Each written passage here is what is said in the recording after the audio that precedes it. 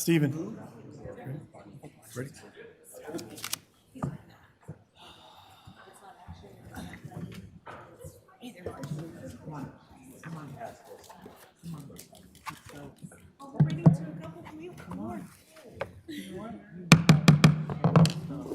All right. I'm gonna hold that over your head. Thank you, everybody, for your patience. Just want to start a meeting out tonight for a couple families in Commerce City who lost loved ones. And say our hearts go out to the families and loved ones of George Maxey. George passed away a few weeks ago in March, and then Jada Mercedes Johnson, a young lady who passed away not too long ago as well. So their passing is a profound loss, and they will not be forgotten. So I just want to make sure I acknowledge the families. Send our condolence. Okay, the city council meeting. This is a hybrid meeting. The city council's member of the public can view this meeting live on Channel 8, the city's website, and YouTube. Live Spanish translation service are being provided for tonight's council meeting by telephone. Please dial 720-386-9023 and use code 104091 *. All right, up on the presentation, ACT program and ARPA funding update. I'll invite Jim Tolbert, acting city manager, forward to make the presentation. Thank you, Mr. Mayor and Council. Just want to start off with a little overview and then make sure we're all on the same page about the ACT program, and then I'm going to turn it over to Jordan to go through some of the specific details. But as most of you know, we started this program with the American Rescue Plan Act funding. We had a first round of funding. Then we created in 2024 the you're going the wrong way. Thank you. The ACT program, Advancing Commerce City Together program, from the Bill C-3 that it started out. And then we're going to talk a little bit about program funding and updates on it. We hit several areas: housing livability improvements, environment, food equity, infrastructure improvements, emergency rental and mortgage assistance, community well-being funding, and workforce development were the program areas that we started to work in. The purpose tonight is to inform you and the public regarding the status of the program and ARPA funds, and to make you aware of a few of the concerns we have about getting this program completed. What is the American Rescue Plan? It grew out of COVID-19. President Biden signed the American Rescue Plan Act into law on March 11th, 2020, and we received an allocation overall of $10,505,025 in ARPA funding.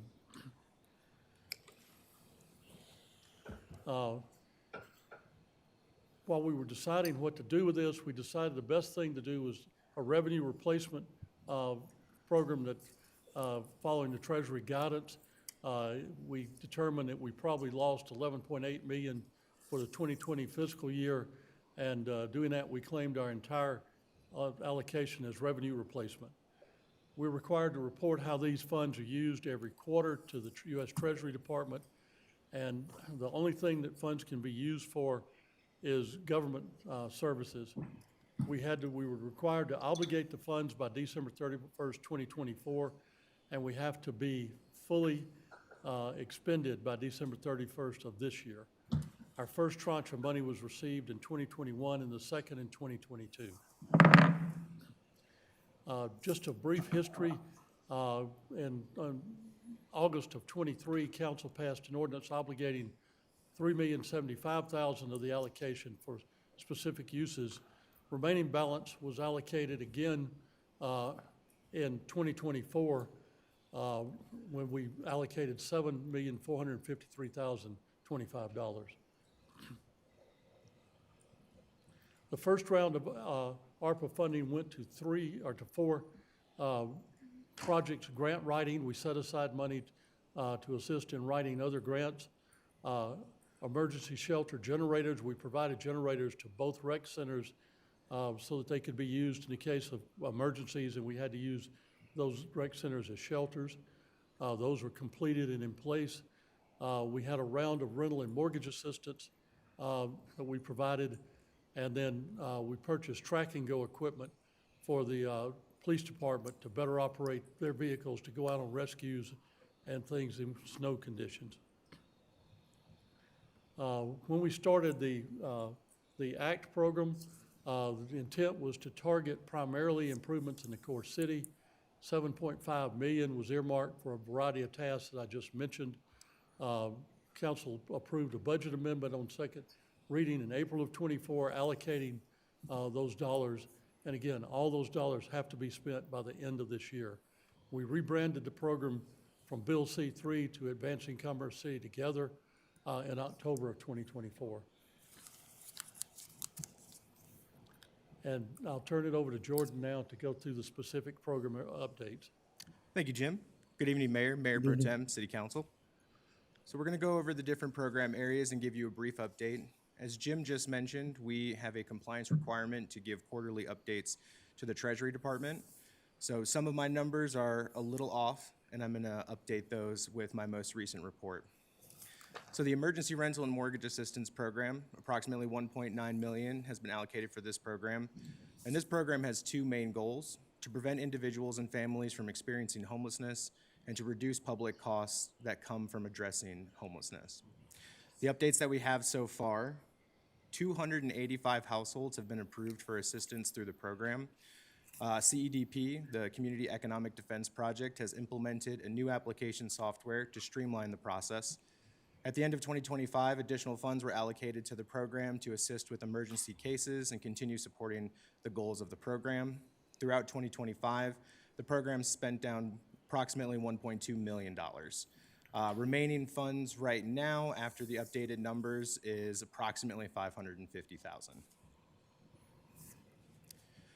Housing and livability, $2.5 million was allocated for this program area, and it consists of three major areas.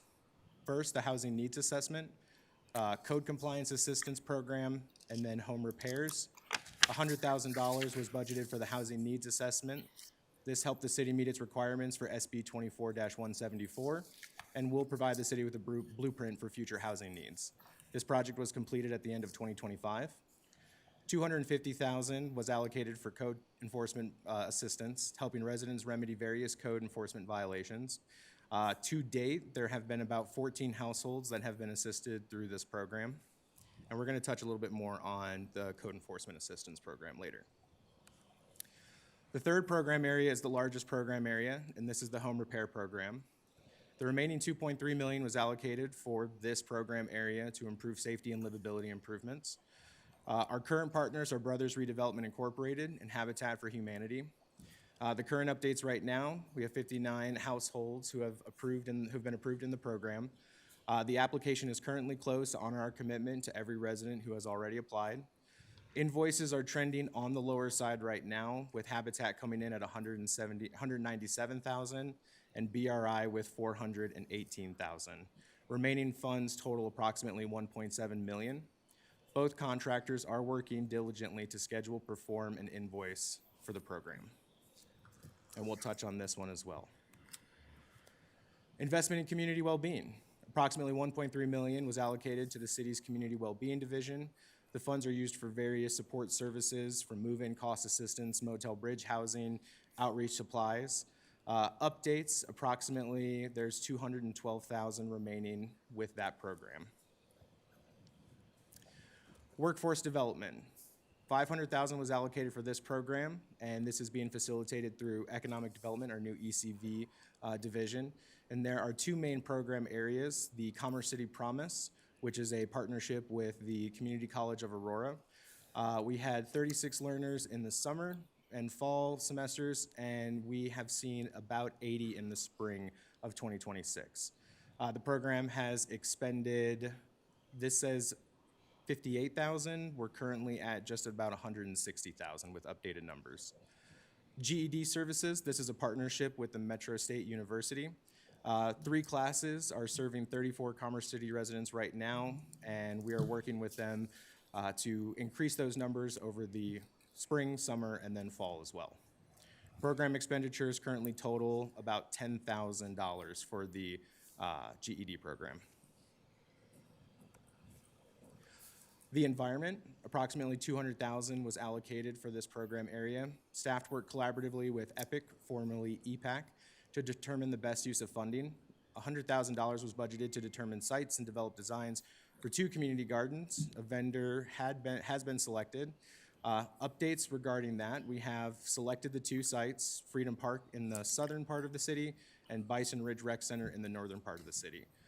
Currently, we are working with our consultant to engage community development and engineering to make sure there is going to be no grading permits or what will be needed for when we get to the building aspect of these gardens. $100,000 has been budgeted for the planting of trees throughout the city in partnership with wildland restoration volunteers. This project is complete. 145 trees were planted. Locations include Veterans Memorial Park, Fairfax Park, Alsip Elementary, DuPont Elementary, Lester Arnold, and the SWAP campus, and many more. Food equity, $400,000 was allocated for this program area. The funding has been dedicated to a food equity grant program that will provide funding for various projects that increase access to healthy and affordable food or enhance education and awareness around food and equity. We have 2 current partners. Right now we have the Volunteers of America. The Volunteers of America program offers a weekly lunch at Eagle Point Rec Center and also an aging and nutrition services at their Commerce City location. As of right now, we are at about 191 individuals served at Eagle Point and roughly 1,600 meals distributed. They are going to 2 meals a week. They started that on March 16th.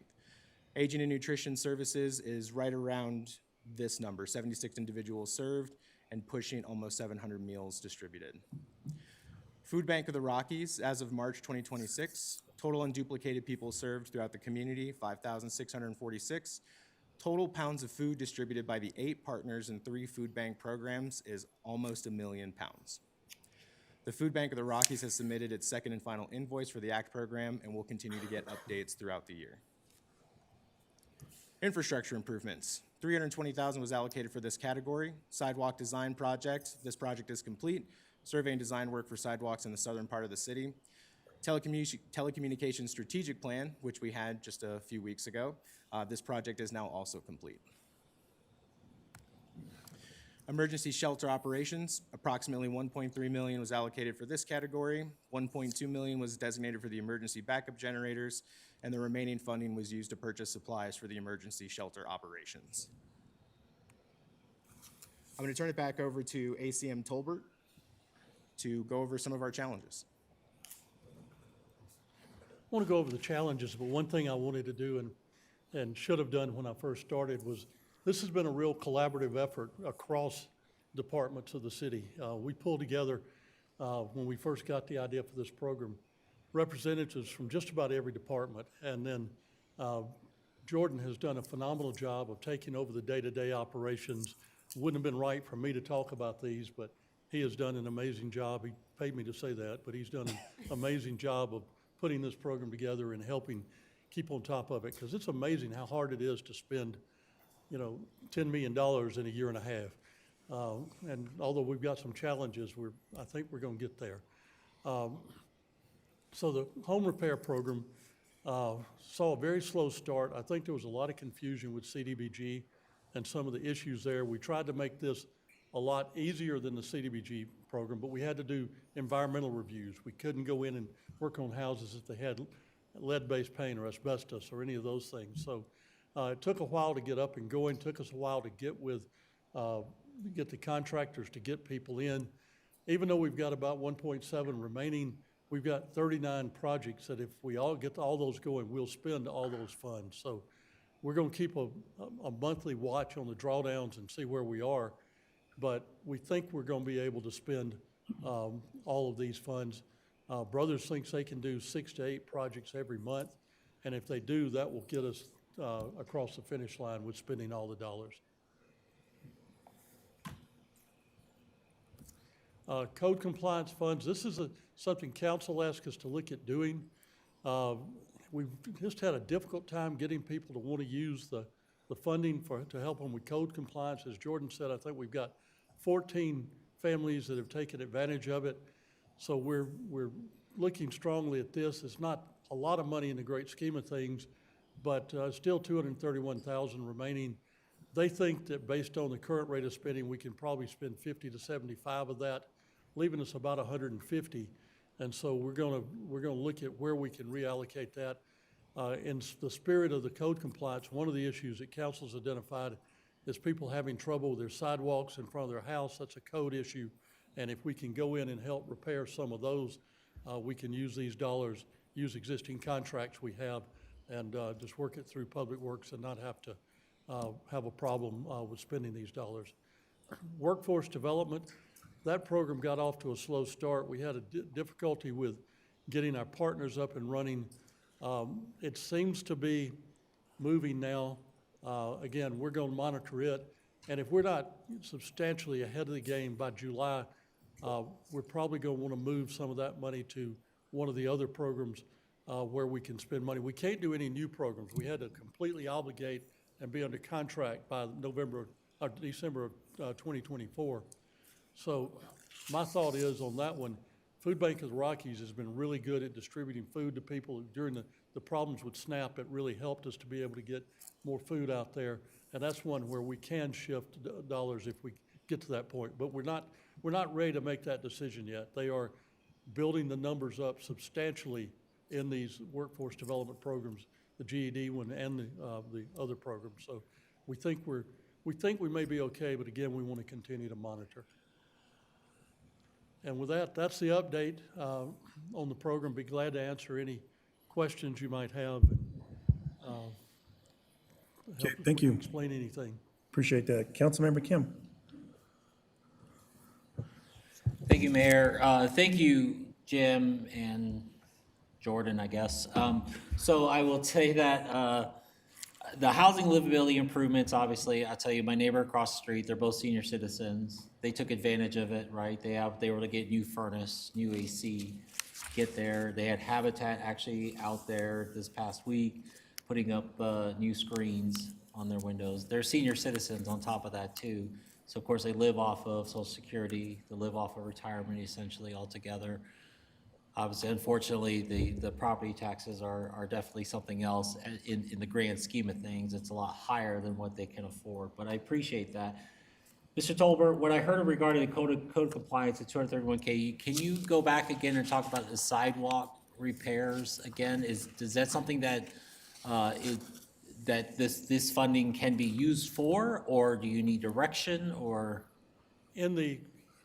Because we identified the code compliance as an area where we have code violations on sidewalk, as you know, city code requires homeowners, property owners to maintain the sidewalk in front of their house, even though it's on the right of way. City requirement, they maintain it. We've got a 50-50 program we're getting ready to start where we'd pay 50% and the property owner, but for low-income individuals, what we'd like to do is to be able to use those dollars where we've identified there's a code issue and help them get that sidewalk repaired. And this is strictly for low income? Yes, sir. Okay. Yes, sir. All right, cool. That's what I needed clarification on. Thank you. Yes, sir. Thank you. Councilmember Young. Hi, thank you so much for all of your hard work on this. And the first thing I wanted to say was my little tiny nonprofit worked on an ARPA grant, and it is so much work. So I want to commend you for the amount of work that you've put in. I know the reporting requirements and making sure that you're accounting for every dollar. And I want to thank you for doing all of that lift, because it's clear that the programs that you've put together to really benefit our community with this money is going to have, I think, lifelong lasting impact. So I'm especially fond of the collaboration with CCA and workforce and continuing education. I did have a quick question. The community well-being program, is that part of this act? Was this part of the ACT dollars? We bought a lot of supplies for them. Okay. That they've used, some money that's been used for bridge housing, for motel vouchers to get people in motels. And then we started paying for 4 employees, 3 navigators, and then they didn't have any admin help. And as they grew, they really needed that if you've ever been over there on Wednesdays when the public shows up, there needs to be somebody to herd that. And so we've done that with that program. So they're in the general fund now, and we're contributing that money so that it wouldn't be a huge hit on the budget next year, but. Wonderful. That was my question. You already pre-knew the question I was going to ask. And That's thank you great. for saying that about the reporting. I would be remiss if, our finance department has done a phenomenal job with keeping us out of trouble, keeping the reports done, because they are incredibly complicated. Right. Whenever you're answering for money that the federal government gave you, they want to make sure you're doing it right. Right. Yes. Yeah. Great job. Thank you. Councilmember Teeter. Yes, as far as that tree program goes, did you guys plan for, with the drought going on, did you plan for an irrigation process to keep those trees hydrated? I'm not sure what they do. If Jordan may know, I know these people plant a lot of trees, and Yep, we partnered with Wildland Restoration, and what we can do is we can definitely find out some more details about drought mitigation plans that they took into effect and get you that information. Because I just see a lot of programs that they've had in the past where there's a lot of dead trees out there just because there was no way, nobody thought about watering them. And there has to be a program for at least, until they get established. Councilmember, if you'll notice where we put them, there was a request to council that we try to partner with the Adams 14 school district. So a vast majority of them went on Adams 14 properties where they could help with them. They were glad to get them. And the others went on our parks, where our parks teams can also watch over them. Okay, We didn't just put them on right-of-ways or places like Right. that. These went on schools and parks. Okay, thank you. Mayor Pro Tem Noble. Thank you. Thank you very much for the report. Appreciate it. And also, I know that you helped establish all of these categories. And of course, Jordan has been our implementer and has looked at many, many, many requests that he has helped fulfill. So that's great. I was just with a woman last week who was showing me with great excitement her new bathroom, her new furnace dial on the wall, because she has a new furnace, and her new fence. So I said, how did you learn about this? And she told me that she learned at a senior commission luncheon learn event. So I think that's important to keep in mind, is the various ways that people learn about these things. I know there is still a great need. That is what is concerning to me. I tried to do this presentation on a spreadsheet, and it doesn't match up in terms of spent and unspent, spent and unspent, and that kind of stuff. So I couldn't exactly get the right numbers, but the fact that we still have the home repairs, we know that we have people with issues that would be receive a code enforcement violation if somehow someone reported them. I don't know if code enforcement does things on their own volition, or if they wait for complaints. But those are concerning. And I'm delighted about the meals that have been served. I'm happy that you're going to double up and do that at 2 a week at Eagle Point. But as you say, that's a lot of money to expend. That's about $3.5 million, I'm calculating. I'm seeing Jordan nod. That has to be expended in 8 months. Even though you have a December 31st deadline, I don't know when the reporting begins, but let's say it's December 31st. So here's what I had in mind. Can Brothers hire more people to do more home repairs? The fact that we are not taking applications any longer because Brothers is booked up for the year concerns me. It's not that they're booked up for the year. They are booked up for the money that we have available between Brothers and Habitat. If they come in at the average amount per house, they would expend all the funds. Okay, so they will accomplish the 1.7 million Yes, ma'am. before the end of the year. If they're able to serve everybody that's got an application in, and we stay at the same average cost per home, they would spend all that money. Okay, And Jim, if you wouldn't mind, I can follow up on that as well. Habitat for Humanity has already put together a 2026 construction calendar, and so they are fully ready to expend all of the 1.1, probably just under $1 million, and that goes up to October. So they have a whole construction calendar planned out. My most recent conversations with Brothers indicates for the houses and projects that they've done assessments for already, there's only 250,000 remaining for the remaining applicants that they still have.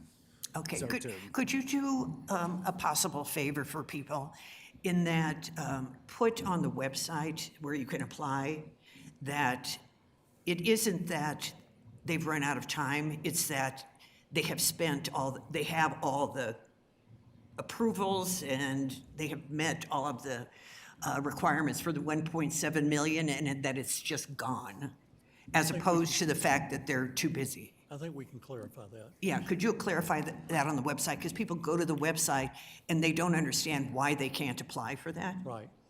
And then the workforce, that's still a lot of money to get rid of.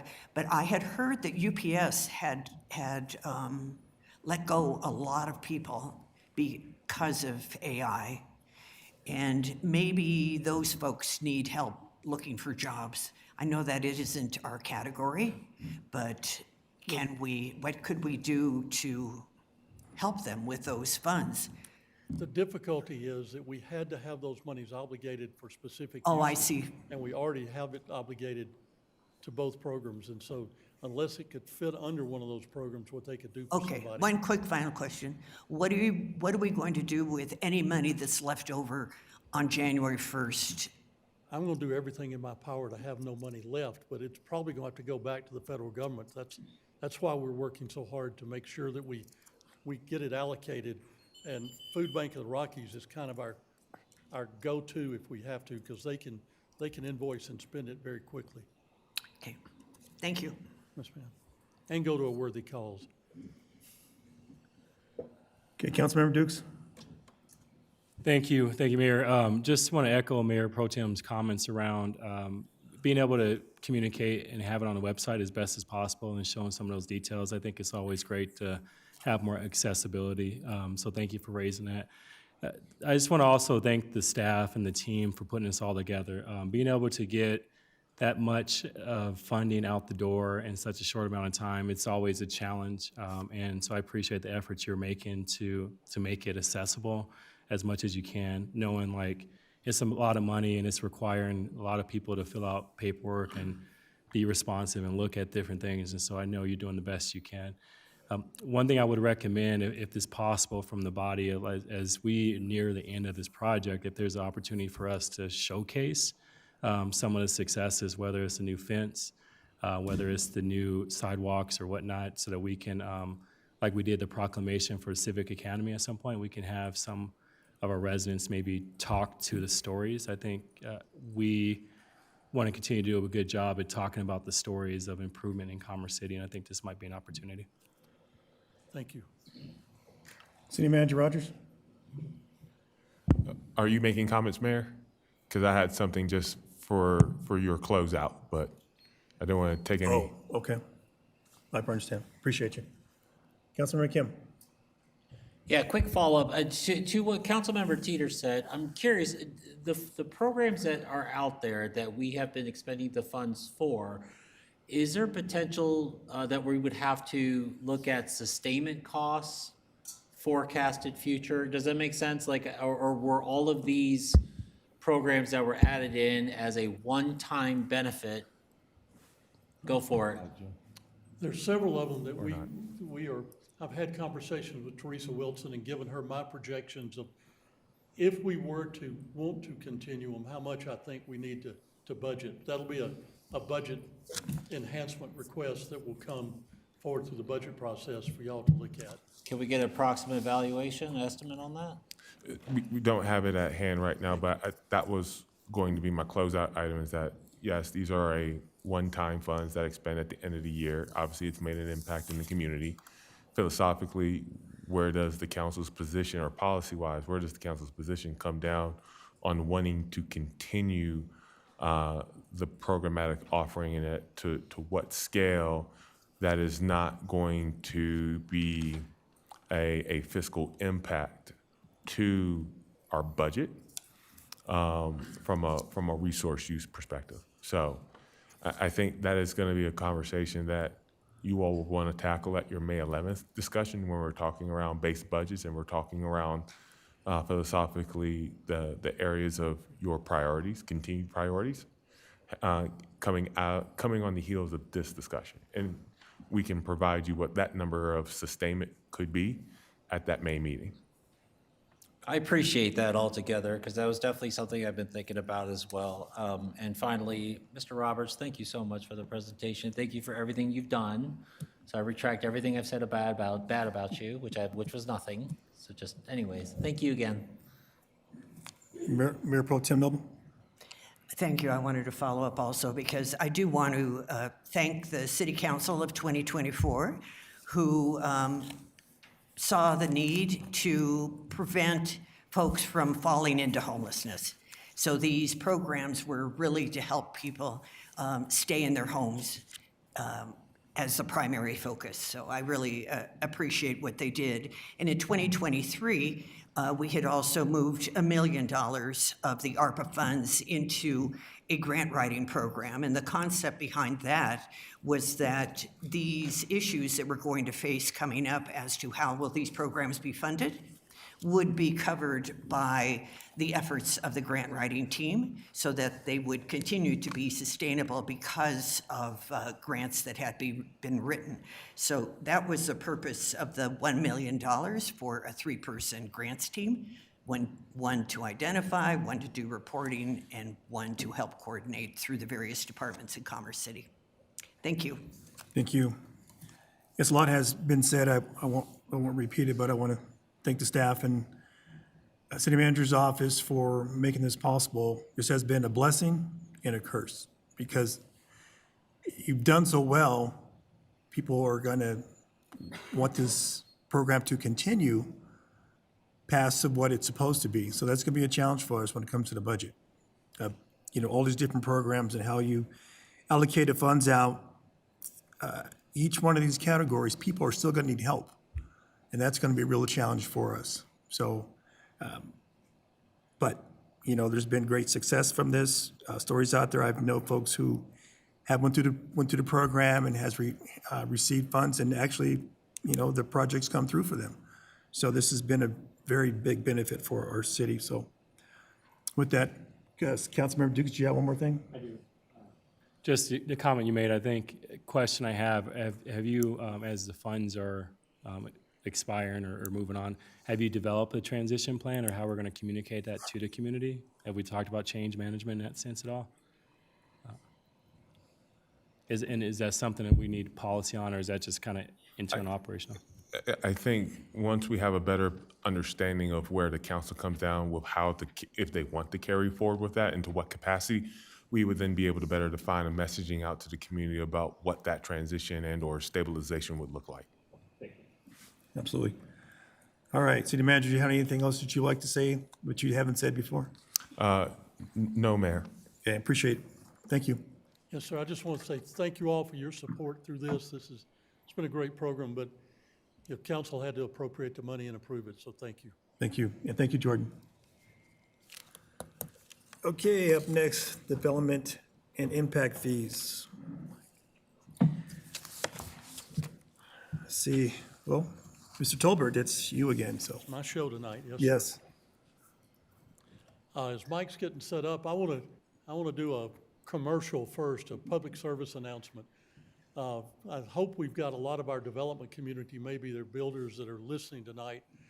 We had an incident today, an email that went out to an applicant that's actually scheduled for the Board of Adjustment tomorrow that went from the city manager, and it was an email that said, "You still owe us money," and had an invoice on it and said, "You need to immediately contact my office to get wiring instructions and pay the rest of your money or your project's dead. So clearly a phishing attempt. We were warned by the FBI 3 or 4 weeks ago that this was happening across the country. It's the first manifestation we've seen in Commerce City. We've got this applicant calmed down. We have provided notice to everybody going to the Board of Adjustment that if they get anything like this, we sent out some social media stuff when we first got the notice a month ago. But we're working with our communications folks and going to try to figure out how to get more to our applicants, because they're targeting applicants for permits, and they're getting information from the local government, it seems, that says they owe more money and please pay it. So I wanted to say that in case anybody's listening. If you get something, question it, please. Right now, the email address is not a c3gov.com. It's something else, but you don't notice that.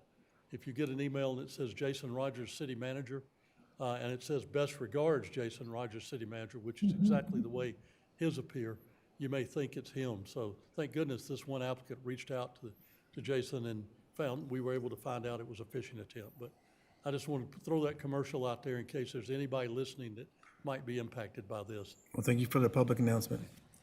All right, tonight we want to talk to you about development and impact fees. The overview of the program, we want to talk about user fees and impact fees, which are two different things. And we want to talk to you a little bit about Operation Lightspeed, which is something that we've put together with our partners in community development to get quicker and faster and more efficient plan review. Talk a little bit about feedback received, recommendations, and then discussion moving forward. The intent of this and desired outcomes is that we would come back to you with a proposed resolution to adjust our development fees, to make them competitive with other jurisdictions in the area, and also to allow the city manager to make adjustments to the fees administratively. And that's user fees. And then draft a proposed ordinance which would reduce the percentage of the maximum calculated fee or maximum supportable fee for all impact fees. So two different things, impact fees and use building fees. So fees collected in the development process. Right now we collect building permit. That is intended to cover the cost of intake, plan review for construction of buildings, for progressive inspections throughout the process, and they're based on total building valuation and coordinated with national standards. There are planning and engineering fees that cover the cost of review of plans and public hearing items that may or may not come to City Council. These are based on hourly review rates and total cost recovery, and were set through a Nexus study that was performed about 4 years ago to look at how much it costs to review such things as annexation, rezoning, conditional use, subdivision, development permits, variances, and development permits being site plans. Also associated with the building permit is the use tax, which is a tax on the materials used in construction. And then finally, impact fees, which cover the incremental contribution to the need for new public infrastructure. And I'll get a little more into detail on each of these in just a second. The following analysis includes building permit, planning, engineering fees, does not include use tax, although we came back later after we found something out and we have one statement about use tax. Our building fees are collected based on fees recommended by the International Code Council and are generally in line with other jurisdictions around the state. The difference that you find a lot of times is the way that they're calculated, and that sometimes differs, but and they're on valuation. They're not on what a house sells for, but they're on the value that's put on the construction of that property. So if a home is selling for $800,000, that probably includes $150,000 to $200,000 of land cost. The building permit is not based on the $800,000, it's based on the value of actually building the building. Development and impact fees are where we have opportunities to be more competitive with other communities. There is more flexibility there. And then we tried to compare fees to other jurisdictions. And I can tell you, I've been doing this a long time. That is a very difficult process because everybody uses a different method of calculation, and they use different methods of assessments. For instance, we've assessed based on acreage at times and based on per unit. And trying to compare a per unit to an acreage is dang near impossible. So this analysis is an attempt to get an order of magnitude comparison that's as close as it is to actual fees to be able to help you understand what we and other like jurisdictions are charging. We also had to deal with who would respond to us and who wouldn't. Not everybody was open to sharing or just answering questions about their fees. User fees are fees charged directly to the customer, exchanged for services provided. And again, these are land use application fees and building fees. Typically, there's a cost recovery model where we seek to charge the customer for the cost the city incurs for those services. If it's less than full cost recovery, it's typically subsidized by another funding source, or you adjust the level of service. Our land use application fees. Now again, land use application fees are the things like site plan, zoning, final plats, those sorts of things. Ours currently are based on 100% cost recovery methodology. There was an extensive nexus study that went into actual labor and material cost with providing the services, what the staff cost for coordination with outside agencies, public hearings, and that sort of thing. They represent a relatively small small amount of overall project cost, but they can be substantial. If you look across the board at where we compare on a typical with a city, you can see that where on the site plan we're at 4,575. Most of the cities are less than that, all the way from 400 in Westminster to Castle Rock at 3,000. On zoning applications, we're at 4,705, which again is more than everybody but Aurora. And different places put their charges in different cities put them in different places. And then on final plat, we're at 6,543, which is again significantly higher, Castle Rock being the next closest at 4,875. Building fees, like I said earlier, use a valuation-based approach, and that's that's based on the labor materials to construct a structure. Again, it's not the sales tax, and the International Code Council sets recommended fees, and they're based on adjustments for local conditions. We also have right-of-way permit fees, or for when developers need to work in our right-of-way, access permits for new driveway, private street connections, water and sewer connections, utilities at work, Excel and United Power. Our fees there are based on roadway classification and linear feet of roadway affected, and they can get into the tens of thousands of dollars, and some have exceeded $100,000, which, again, we think those are way too high based on what it cost us to do the work. And so staff is studying related areas with right-of-way fees, and we're not recommending any change now, but when we come back with you with development fee proposals, we'll come back with adjustments to those. Our building permit fees, jurisdictional comparisons. Again, if you look, we are the highest for our building permit fees, but we're low for our plan review fee. And we are, but we don't recommend any change here for these because they are, again, set by International Building Code. We think they've been vetted, and they are, if you average them out across the board, we are in line. One area where we are higher, though, is in our use tax, because we base ours on a 60% valuation of the project, and the other jurisdictions we found based it on a 50% valuation. So we do charge based on 10% more value for use tax than other jurisdictions. So moving to impact fees. So impact fees are established to allow for new development to pay for technically an incremental cost of any new public infrastructure that would serve that new development.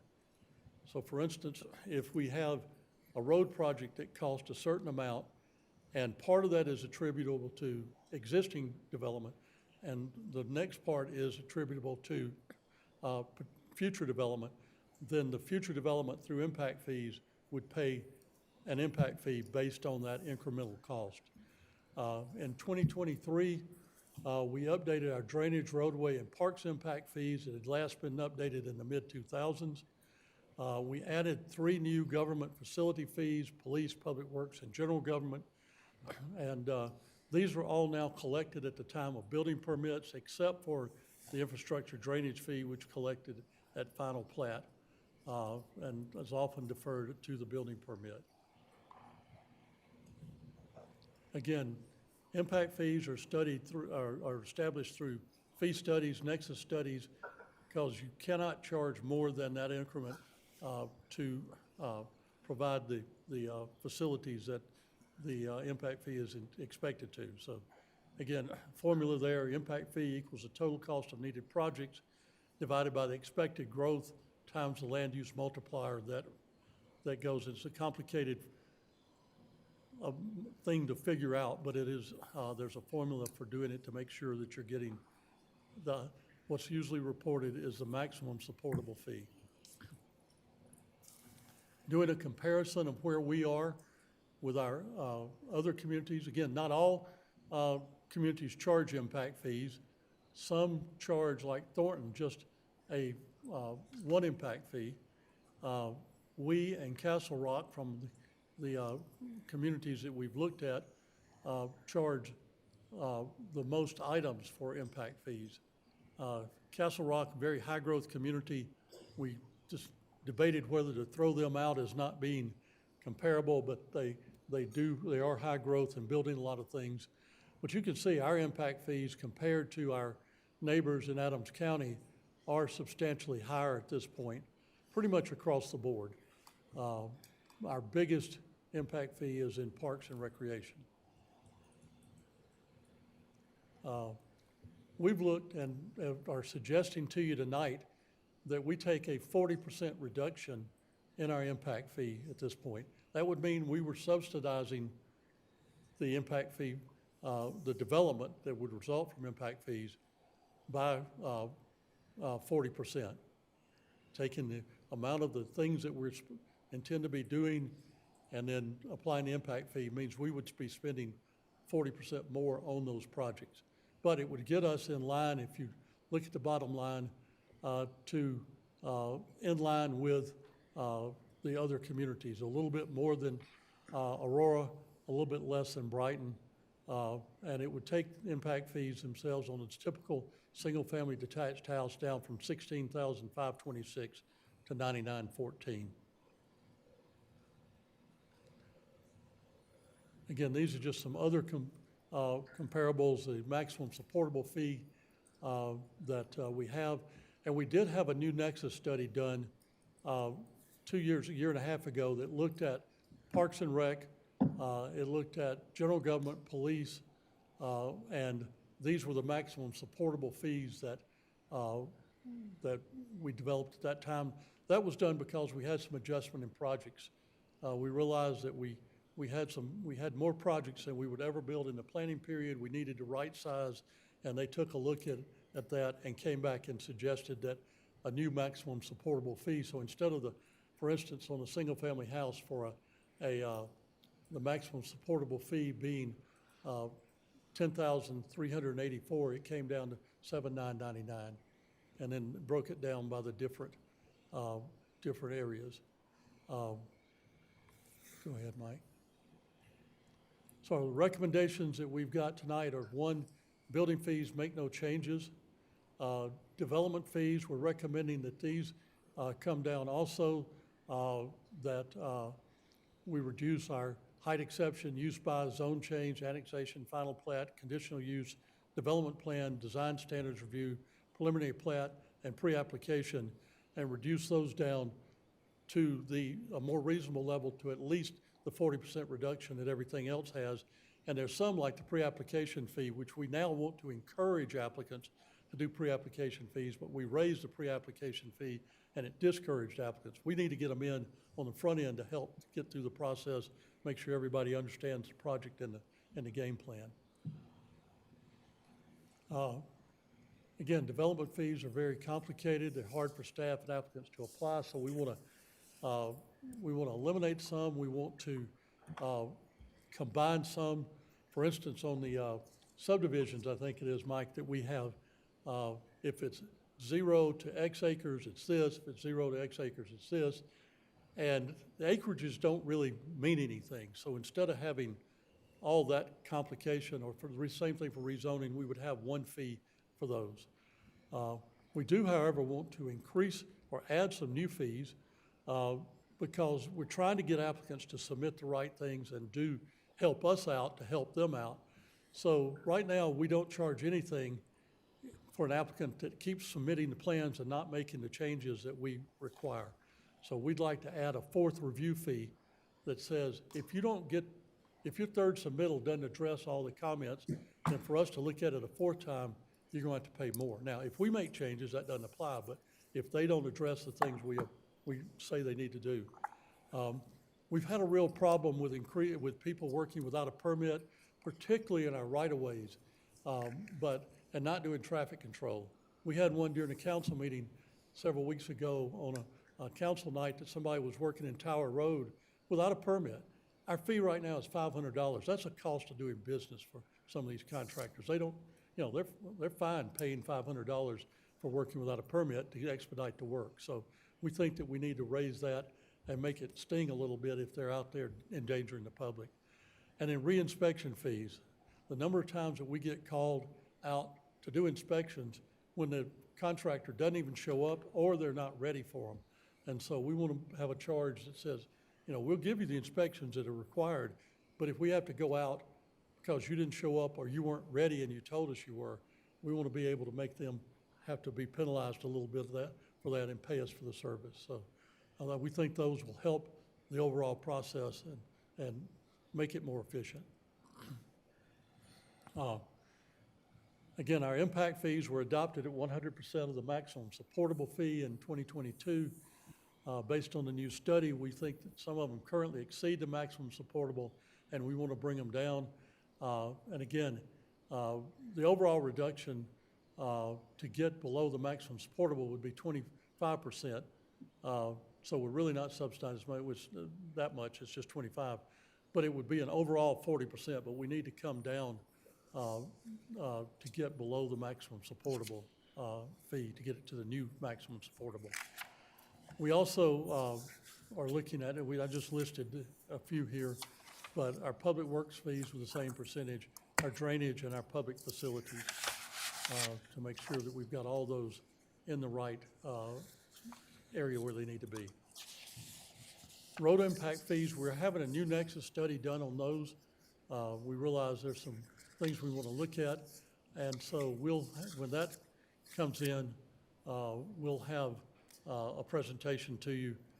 Impact fees have to be adopted by ordinance, so that will come back to you for you to review based on the new Nexus study.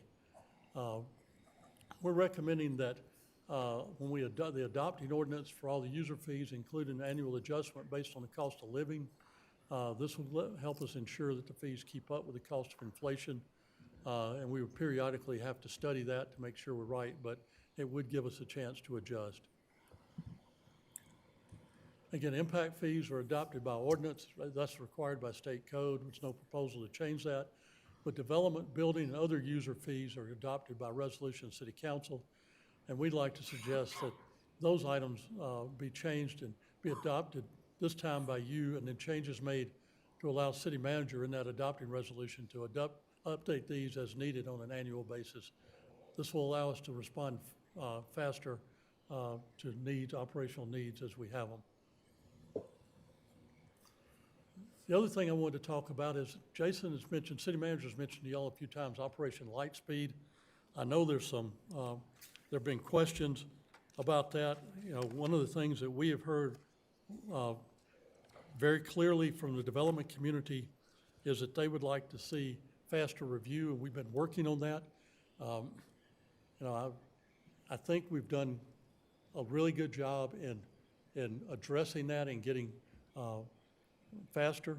We implemented last year what we call a 3-2-1 process, which is first review 3 weeks, second review 2 weeks, third review 1 week. We have had great success with our partners, particularly water and fire departments, in helping and get their reviews on time. That was a real major problem 2 years ago for any of you that were hearing or just hearing from developers that water and fire were not able to respond. They have greatly improved what they've done. They've become partners with ours. But we want to do even better for major projects, things that can be game changers for us from an economic development standpoint. Things like restaurants, dine-in restaurants, hotels, retail centers, grocery stores, entertainment centers, and projects in our URA. How can we get those through the process even faster? Because time to market is so important for these folks. As y'all have heard at the conferences in Las Vegas, you'll hear again next month. So what we have decided, what we're working on doing, and we just had our first example of it last week, which went really well, but we've expanded our intake review. We found out as we were reviewing this that we would get plans in, and we would do it what we call an intake review or completeness review. And if it was complete on our side, being planning and engineering, we'd send it out for review. Well, what we found out from water and fire is, well, we haven't had a chance to do completeness review, and when we get it that first time with that clock ticking, we may not have everything we need to do the review. So now we're sending it to water and fire, and they're participating in that 1 week, which starts the first of the process, completeness review, to make sure we've got everything that we need to be able to review. I think that's going to help us immensely. We're also requiring a mandatory meeting with these folks after the first submittal. So the one we had last week is a very large project, and they were concerned about some of the comments they got, and we called them in, sat down around the table for a couple of hours, and went over every comment so everybody understands what we want. They can explain what they want, and when they do their next submittal, I think that we'll have a much better second submittal than we would have had in the past, because there's no misunderstanding now. We're strongly encouraging the pre-application meetings, particularly for the bigger projects, but really for any of them. We're overlapping our reviews. We found out through the process that sometimes our planners were reviewing and engineers would wait until the planners got finished. Now they're doing it at the same time. We're setting up where one individual is responsible to guide the applicants and also to monitor the progress. So I may not be reviewing a project that one of the other planners has, but I'll be monitoring to make sure that their review, helping to make sure that their review is happening. And Mike and Heather will be doing the same thing. So we're making sure that we've got constant management of the projects. Our goal is to reduce overall time and development review process, to meet our review schedule 3-2-1, 80% of the time for all projects. We're doing that for some, but the more complicated now, we're only at about 52%. And again, the overall goal is to enhance speed to market for significant projects. Now, I say all that to say that works really well if the projects are submitted in a good form when we get them, because what we find out so often is that people don't read the rules before they submit the projects. And then a lot of the review is going back and saying, you need to do this, this, and this. And so we're hoping that we're able to cut some of that out, which will help us, because we have no desire to review a project more than once if we can make it, because that's just more work doing the same thing. So if they'll bring it in right, and we think this meeting will help to get that done on the second time, that's right. The other thing we're doing is when we have these meetings, we're encouraging the owners to come in to the meetings, not just the designer, not just an applicant maybe, but the person that's got more money in it, more stake in it. What I've found out in my career is a lot of times engineers will get under pressure and they'll submit a plan to us to be able to tell the people that hired them, hey, we got the plan in, I don't know what's wrong with the city. But by bringing the owner in and they sit and they get copied on correspondence and they see the conversation, I think we'll have better projects that happen as we go through there. And then we're also working on publishing a calendar that tells the applicant, if you do everything right and you submit your rezoning on this date, here's when you should be through the process. So it'll help them plan, budget, and figure out how they can get their projects in. So there's just a lot of things we're doing, not related to the fees, but trying to greatly improve the process so we get better projects and get them out in a more timely manner. Next steps, we're going to take the guidance we get from the study session. Intent is to prepare an ordinance for the impact fees and a resolution for the building development and user fees on the May 4th agenda.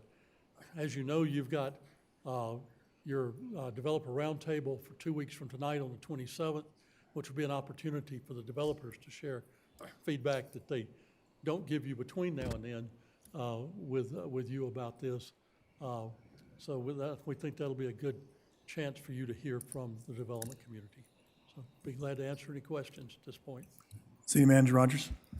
Thank you, Mayor. One thing I do want to highlight, just for a point of clarification, we undertook this effort starting back in 2024. The previous iteration of council had received an update from us, I believe, in Q2, Q3 of last year. We've been still working on finalizing the report because as we have gone through, we have identified additional items that needed further analysis. I think as you heard Mr. Tolbert, through the list of items that were included, but what was not are the road impact fees, and those will be forthcoming to you. So you have a preliminary recommendation on a large subset of the fees. We still have the road impact fees that will then bring us to completion of this effort.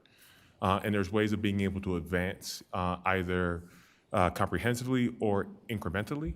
And I think you've heard that from Mr. Tolbert today about what we can bring forward now. And obviously we'd have to come back and share additional information around the road impact fees. But I just wanted to be very clear that what you have here is our continuing efforts as we continue to work through and to finalize the overall broad comprehensive analysis. Thank you. And I just want to say, I see in our audience, we have some developers here, and previously we have had this discussions. They were not in the room. And I just want to make sure they're acknowledged here. And before we go to questions, Jim, I wanted to ask you, did you reach out to the development community to let them know what's going on? Yes, sir. We made them aware of that, made them aware of the meeting tonight so they could observe, and then made them aware and have invited them, encouraged them to come on the 27th. Okay, thank you. All right, Councilmember Trujillo. Thank you, Mayor. Mr. Tolbert, thank you so much for the presentation and all of the work that went into this. We recognize that it can be challenging sometimes. I really do believe that these are fair, and it is the right step in the right direction. I look forward to continuing this work so we can address other fees as well as use tax, because I think it's critical for our fee structure to be fair across the board if we really want to position the city for growth. And I think, you know, going back to the very first resolution that this council passed, which Councilmember Dukes introduced, was that we were open for business. And I think that being fair signals that we are welcoming. This council is also committed to being predictable. Developers, investors, and builders need to know what to expect when they bring a project here to Commerce City. So again, really, really do appreciate it. I also love Operation Lightspeed. I think that's great. And meeting in person, I think, is really helpful to the applicants, you know, and will help us further our process improvement goals because we can hear back from them as well and take that feedback. So really like that as well. And I just want to say that we have seen firsthand what having our fees set to the maximum has done. It didn't stop growth, it redirected it, is what it did. Developers don't disappear. They go to cities like Thornton, North Glen, Brighton, all while we lose the investment, the jobs, the tax revenue, the housing units, but our needs remained the same, right? So again, just, you know, really want to thank you for doing this work and putting this forward. I don't, you know, we just can't keep going in the direction we had been going in. So I really do appreciate and support this 40% reduction in impact fees. Thanks. Councilmember Kim. Mr. Tolbert, quick question for you regarding the fees that you're looking at trying to implement in. I understand the need to make sure that, hey, we don't want to review this again for the fourth time or whatever the case may be, but I think there might be some, what's the education piece look like here? As far as ensuring that everyone remains on the same page, what is it, is there gonna be a presentation, say, hey, this is how we're gonna conduct business potentially moving forward, so that there is not that problem in the future where, potentially you do have folks that are coming here to submit their application and then are told one thing from one and then another thing from another. I just wanna make sure that we're being consistent, across the board. Yes, sir. We have is it every other month? Every month? What was the Meeting question? with HPA? Oh, yes, every quarter. Okay, quarterly meetings that Mr. Cullen organizes, that Mike attends, I attend sometimes, where we talk about new things, provide information, they give us feedback. I think that's a great avenue for this. We'll update our websites with whatever we decide to do, put that information out there, because the website gets used a lot. We have frequently asked questions, facts to know that we put out. We'll update those.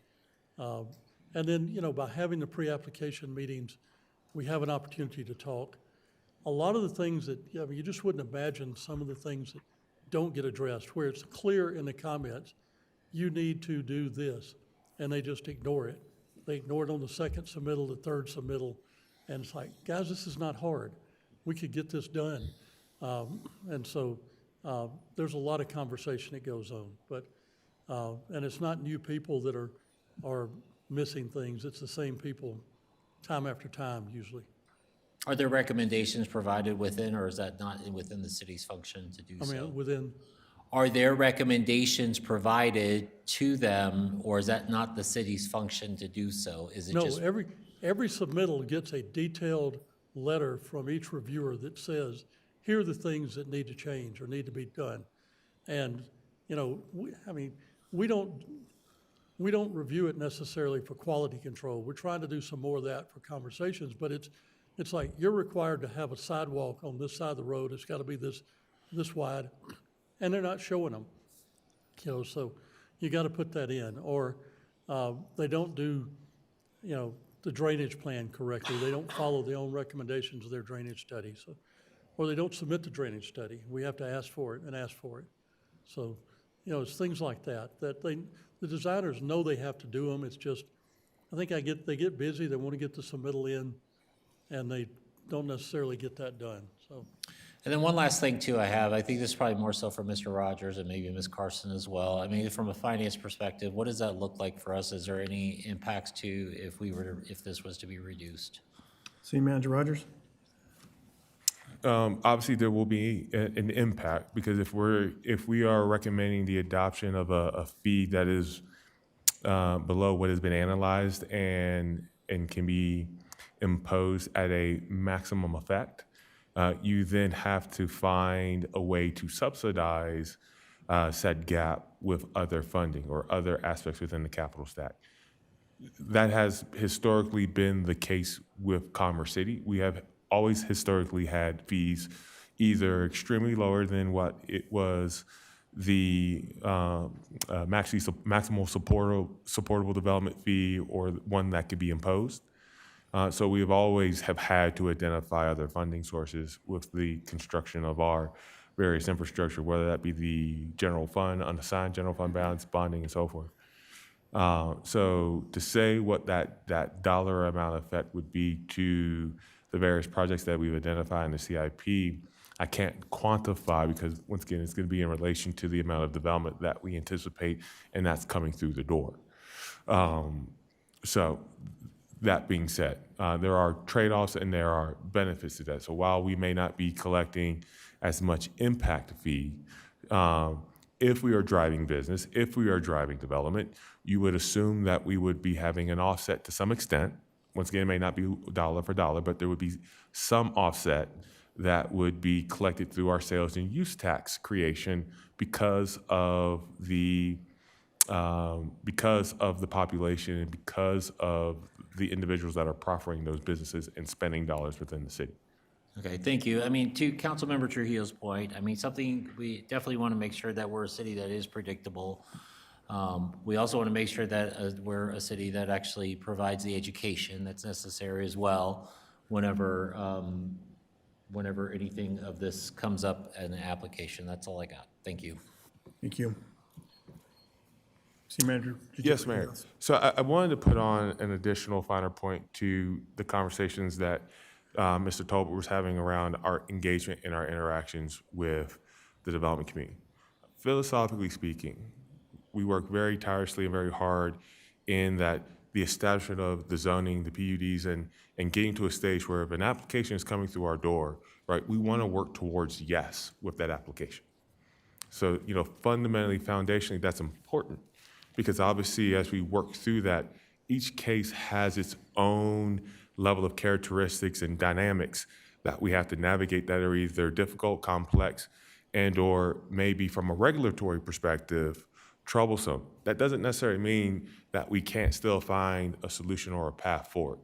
And what we are and what we have been striving for with the continued modernization of our processes has been able to find both innovative through Lightspeed, but also predictive and responsive processes that will be able to have better product that is coming through our doors, because better product coming through our doors allows for us to get better comments and or to have better conversations with the development community so that we don't have to have multiple iterations and multiple reviews, which is not beneficial for staff, nor is it beneficial for those who are trying to get out into our community and become corporate citizens and or to become neighbors as they are within our developments. So in that, we're always trying to work towards that focus and that intentionality with our developers. And part of that goes into those quarterly meetings that we have with the HBA to talk about what we're finding. And it's not necessarily the property owner or the developer. They don't typically always understand or know what's happening at that level of granularity between staff and their engineering team. We're trying to be more open and have those conversations about what we're finding and what we're seeing. So while we want to hold ourselves to a level of accountability, that we're also getting it from those that we are also relying on and giving us that information. So a lot of what you're finding, what we're trying to build is trying to get as close as we possibly can, knowing that it's never going to be perfect, but continue to keep striving for that.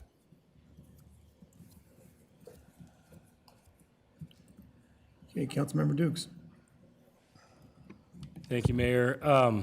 Jim, thank you, and team, thank you for bringing this presentation forward as a part of our study session last year and moving towards this discussion tonight. I am in favor of moving this forward with the recommendation provided by staff. I think this continues the conversation and momentum that we started last quarter or third quarter of last year, with the understanding there will be a roundtable with our developers, landowners, et cetera, a first reading and a second reading. With the presentation that you provided, you know, one thing that I was looking for and what I'm hearing is that this begins to right-size something that took place a couple of years ago where the history of we had too low of impact fees, right? And then we went to the 100% maximum impact fees. And now we're trying to find the right and fair balance to understand where we're at in comparison to other cities and what needs to take place in our city, in Commerce City. So I'm in favor of this. I think it's an effort for us as we continually hear for our residents. They want grocery stores, retail, and opportunities for gathering spaces. And if this helps move us towards that, I want us to move towards that. And so I am in favor of this, and thanks for your time. Okay, Mayor Pro Tem Noble. Thanks very much for the presentation. A lot of moving pieces for everyone involved in these processes. Have you considered incentivizing doing it early? For example, your fees go down as you move it quickly, as opposed to giving people penalties, giving developers penalties. We have had that conversation, but hadn't figured out how to make it work under existing law at this point. Okay, because if first review, second review, third review, fourth review, may as well make all of them Right. pertinent. I think that there are probably stories on both sides of the ledger, so I want to say in all fairness that developers may have complaints too, but I really appreciate what you are doing to address many of the conversations that you've had with them. Something that has me very confused, though, is that I was at the AC Rep Development Council meeting in February, and Heidi Majerick, who is a board member of HBA, presented numbers from the Metro Denver Development Fee Study.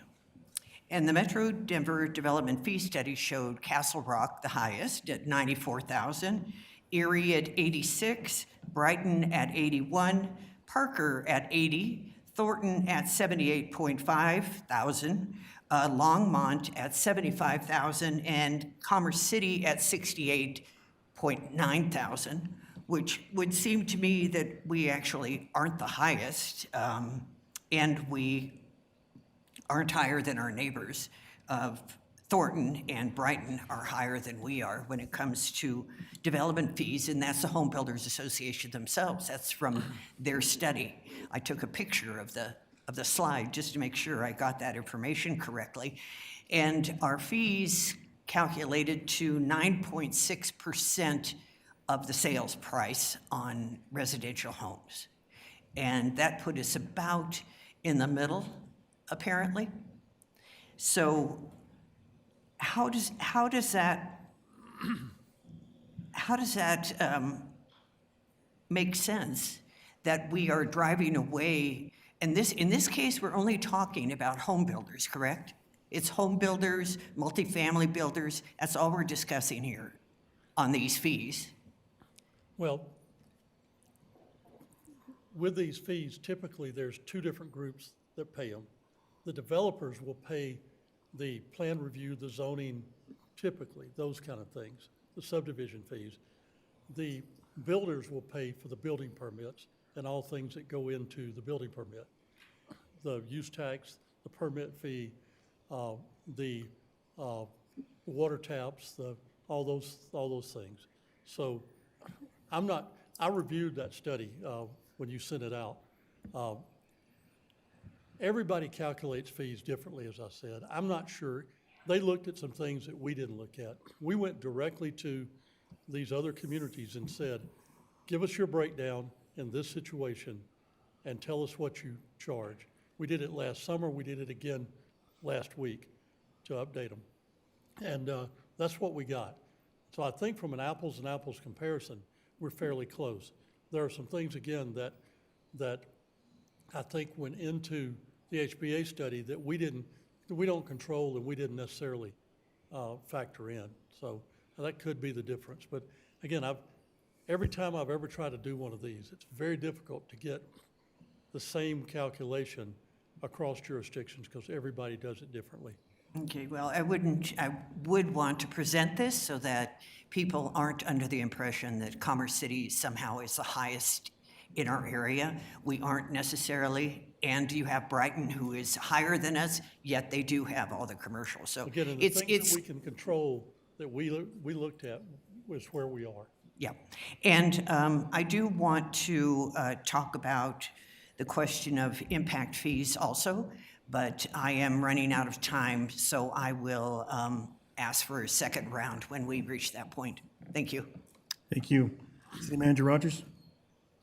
I think the Mayor Pro Tem asked a great question about how does this chase away development? And I look at it from a lens of not necessarily chasing away, but, you know, they rely on a number of different planning financial tools. One of the biggest ones being, you know, the development of a pro forma. And in that pro forma, it looks at what is the estimated potential returns that they're able to accomplish. I mean, let's be honest. I mean, candidly speaking, they are driving business. They are a business. They are a private business. So while they have an interest in ensuring that they are meeting the community's goals and needs, they are also having to ensure that they can actually succeed and be successful with the development, ensure that the development can be delivered. So when you look at what is a very particularly called out cost when it comes to land acquisition, when it comes to permitting and engineering, those fees impact their ability to be able to demonstrate whether or not they can continue to invest more funding into their project to deliver it as anticipated. So saying that we're driving business to one municipality or another, I think it's a misnomer. The question is whether or not are we creating an environment that is fiscally healthy for a developer to come in and to deliver what we have anticipated through our comprehensive planning process and engaged in as part of our economic development interest as a city. So when we think about competition and using a sports analogy, I could care less about the person who is next to me because who I'm competing with is myself. And I have to improve myself to be able to get to a stage to position myself to be successful. And that's how we are looking at it in the sense of, well, yes, we can give you the data about Brighton, Northland, and the rest, but they could easily change that tomorrow if they do an analysis. Does that drive us? No. We have to look at where our current environment and landscape is, and that's what's been presented to you so that we can make sure that they can be competitive. Thank you. Councilmember Young. Well, City Manager Rogers kind of took the words out of my mouth, only said it way better than I could have, but I've kind of, I've been a little bit all over the map on this issue, mostly supporting a reduction in impact fees. I understand how we got here, how the fees increased so quickly.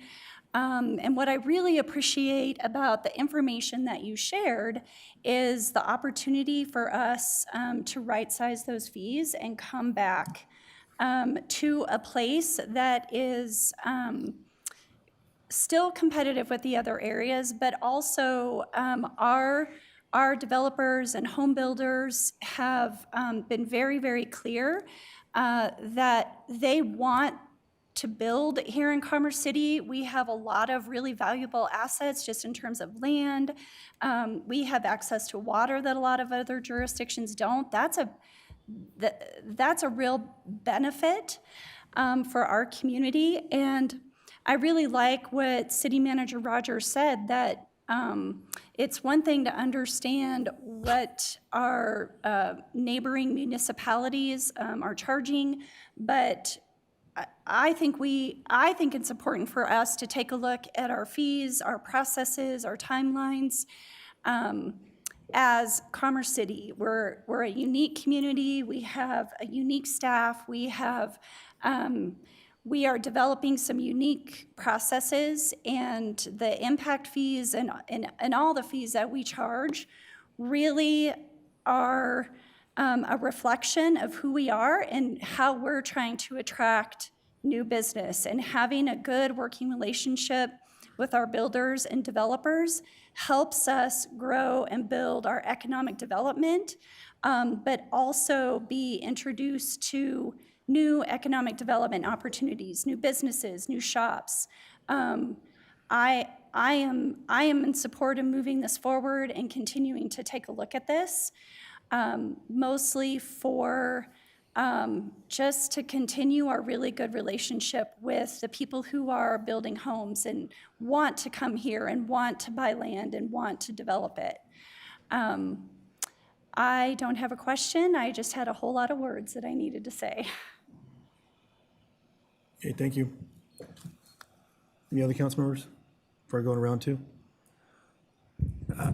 Just want to put out there that for over 2 decades, our impact fees didn't change. And when the city did go through that process, it was a shock for the industry, for the home builders, for retail and commercial. You had some areas like, for instance, high turnover sit-down restaurants. They were 22,000 fees were $2,000. Hold on, make this right. Nope, hold on. They were $3,325 per 1,000 square feet. And that jumped up 721% to $27,296 per square feet, per 1,000 square feet. There's a list, detached homes went from 1,181 to 4,800, 310%.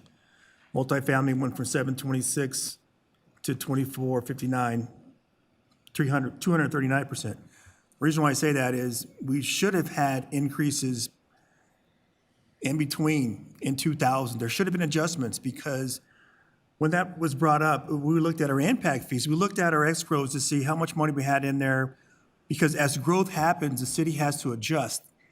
They have to adjust to the roads. You have to increase the roads. They look in the road impact fees. Cobwebs, not much money in there at all. Look at drainage, same thing. So those impact fees aren't just a hit, it's also for growth. And had we made those adjustments along the way, it wouldn't be such a big shock. And so I understand that we want to look at this, and it was looked at. I mean, we looked at this not myself, but because there was other things that were already in place at that time. But there was effort many a times to achieve this, even going back to 2021 up until March of 2023. And, I've heard from some developers say, hey, we didn't expect this. Look, wow, this is a big hit. And I understand that what we're trying to incentivize and what we should be looking at, focusing on, is what we don't have, which is commercial and retail. And if there's a combination of that, and there's home builders as well, we need to look at that. I understand we're looking at a 40% reduction, but also hit these big numbers, $638 million that we need to somehow come up between now and towards our build out. 200 and some $1,000 for drainage. So we have a ways to go to catch up. And I don't want us to get in a position where we're reducing these fees and we're behind again. Now, if this is something that, hey, we know calculating wise, hey, we're going to have so much growth here, we can adjust these numbers, and this is how we're going to get through this period based on what we perceive to be, to say, 5,000 applications for homes. Well, then, you reduce it, then you're still going to meet those numbers. That's what I'm concerned about, is making sure we can meet those numbers as we grow, and we don't have to come back and then ends up being a higher amount, and then we're back over here again. So by allowing the city manager that adjustment, I understand that. And we have to make sure that we don't get ourselves in, this is a pickle. We don't want to get in this jam again. And I understand why this was brought back. Some others had said, hey, I'm going to help you out here.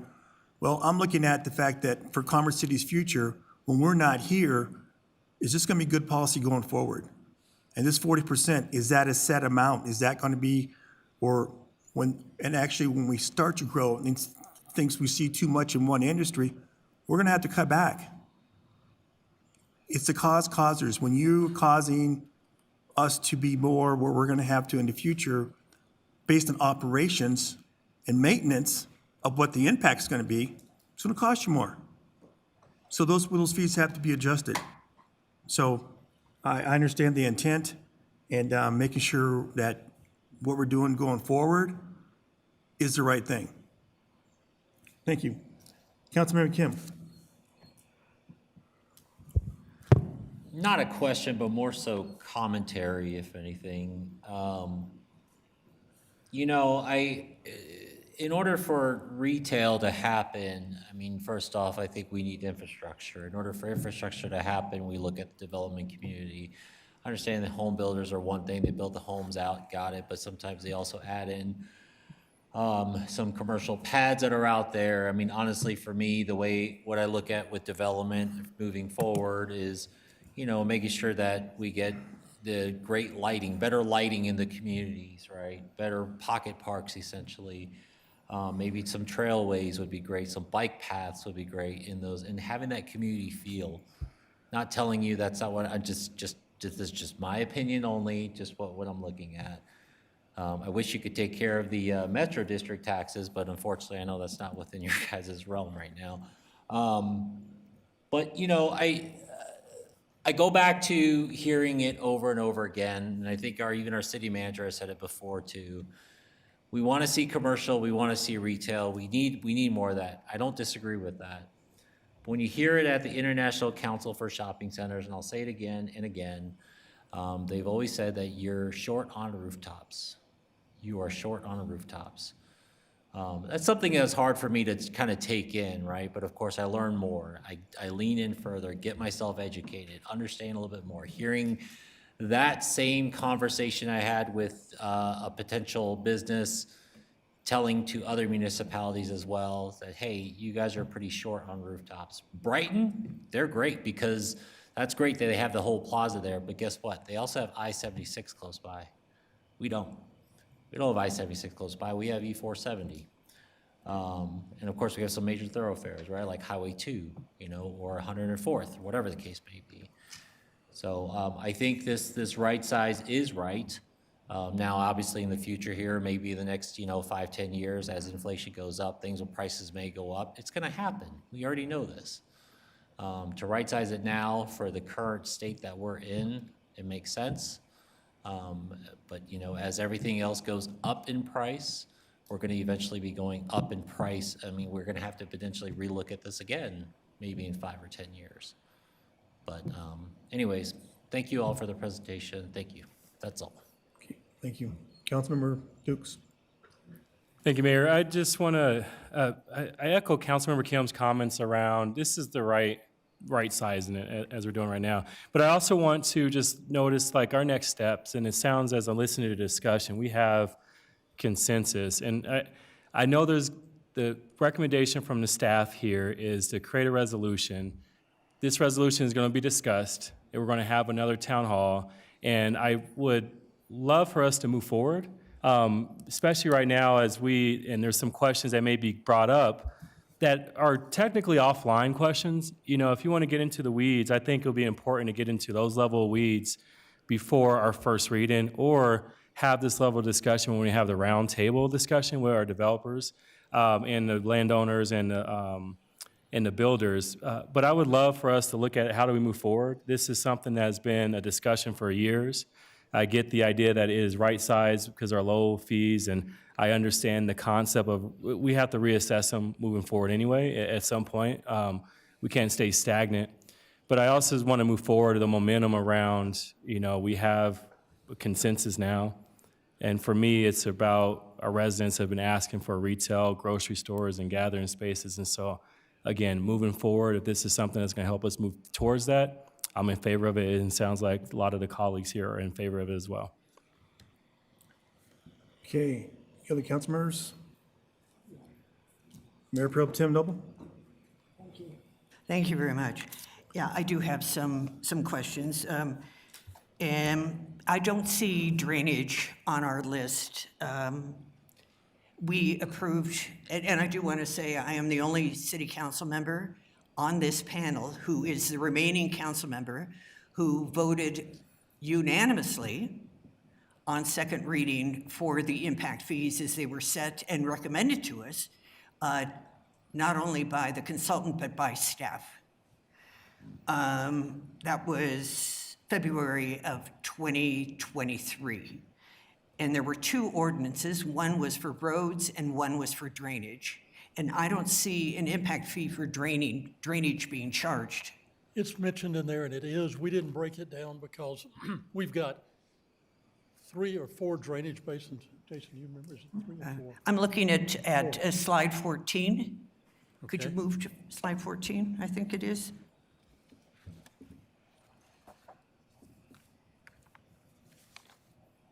Okay, yeah.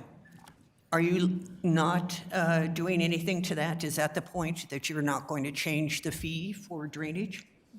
We didn't include it here because there's not a drainage fee. There are 4 different drainage fees.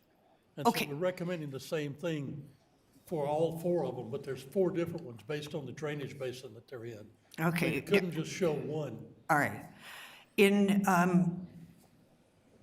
my experience, in having listened to this before, the shortfall for road construction was hundreds of millions when it was presented to us over a long period of time. We had October 21, December 21, February 22, April 22, October 22, January 23rd, then February 23rd.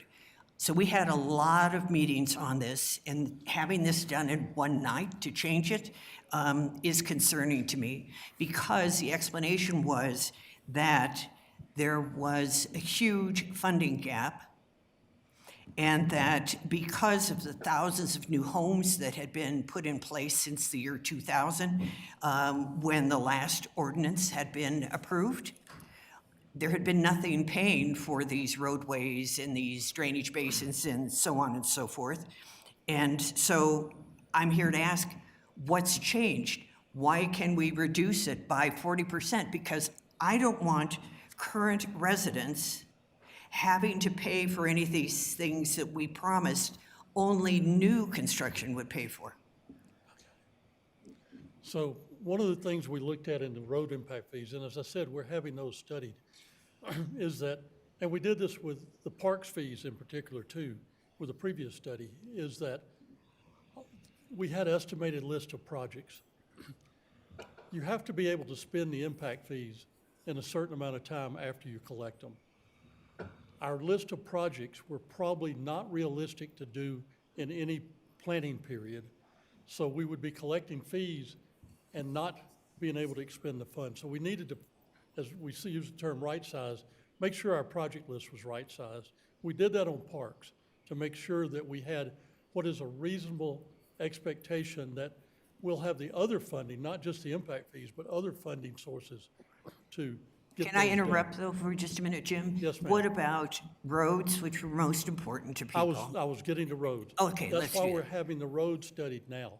Same thing, making sure that we've got a list of road projects that are both currently needed and ones that we can get to within a planning period, not just everything we'd like to see out there in the future. So I don't want current residents, though, to carry the burden. It should fall on new residents who are adding to traffic and road wear and tear and so on, and that we need to widen roads and so on. It's problematic, especially since there's plenty of residents who don't want to see well, when you get the huge study- build out. When the study comes back in, it will have a maximum supportable fee in there that will be based on the new residents paying that incremental share of whatever that amount is. It's a council policy decision, just like we're discussing right now, of where you set that. Is it 100% of the maximum supportable, or is it a lower number? So that'll be a decision that gets made when we get that road impact fee study back. That gives us, And did we have to vote on these prior impact fees that you implemented, as we did on roads and drainage, you have voted on every impact fee that the city's adopted. That's a requirement of state law. including parks? Yes, ma'am. All right. All right, thank you, Jim. Yes, sir. For the presentation. I know like in 2021, there was 6A and 6B that didn't pass. And then after that, we had new fees come online, which was the general government fee, police, and parks and recs. And at that time, it was 10,000, almost 11,000, and now proposes almost 6,000. And that was because of those fees didn't get, because the 6A and 6B did not pass. So are we overextending ourselves, or is this a catch-up to make sure we stay in line? So if we're talking about ballot question 6A, 6B, that was particular to the NIGID, and that was looking at funding infrastructure that was in particular to support the boundaries of 112th, I would say down to 96th Avenue. And that was formulated in a broad question. So it wasn't citywide. So that was looking at bonding and funding, I think approximately, correct me if I'm wrong, Cheryl, somewhere between $250 to $275 million worth of improvements. That failed miserably at the poll. That was separate and apart. This discussion that we've been having, of course, over the course of the last 4 years, that started, yes, in 2021, where we identified the funding shortfall that we had put aside in our roadway impact fees, in particular. And then it spurred the conversation around when was the last time that we had looked at our impact fees comprehensively to strike a balance. That is when it was identified in 1999 was the last time that we had touched those fees. So let's explore, let's understand, and then let's deliberate on where and how we set those fees. So when that was brought forward to you, to the council in '23, the question at the time was what we're having today. Where do you want to set the fees based on the infrastructure packages associated with each project or each category? Staff made a recommendation, but the council at that time chose to impose a fee of the maximally supportable as identified for residential development. So recommendations have always been made, recommendations have always been brought forward in positioning the fee and talking about how you grow that fee going forward so that we are able to continue to see growth and development occur in a stabilizing manner and is not either sterilized because it now has taken your market away from yourself, but has also thought about it in a sense of understanding how we look at the impact and reassess that every 5 years. So what we're kind of coming back to the council, and Jim said it, but I will just say even more simplistically, is our landscape has changed. We have delivered projects in different formats. Cinderella 2K, we have been able to receive federal grant funding. So we've taken a step back and we've looked at the size of the projects over the course of the near future and what it truly means to be able to deliver that.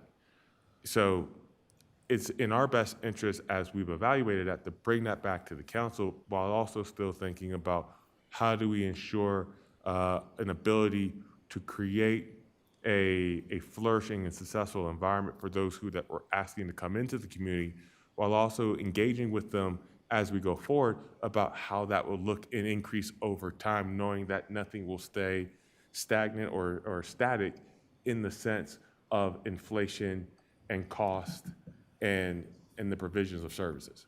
Okay. Now, I know we have a lot of developers here tonight that were from in the northern range. Is this, I know it was proposed before not to change anything in the south. Is this still going to stay that way in the core as far as impact fees?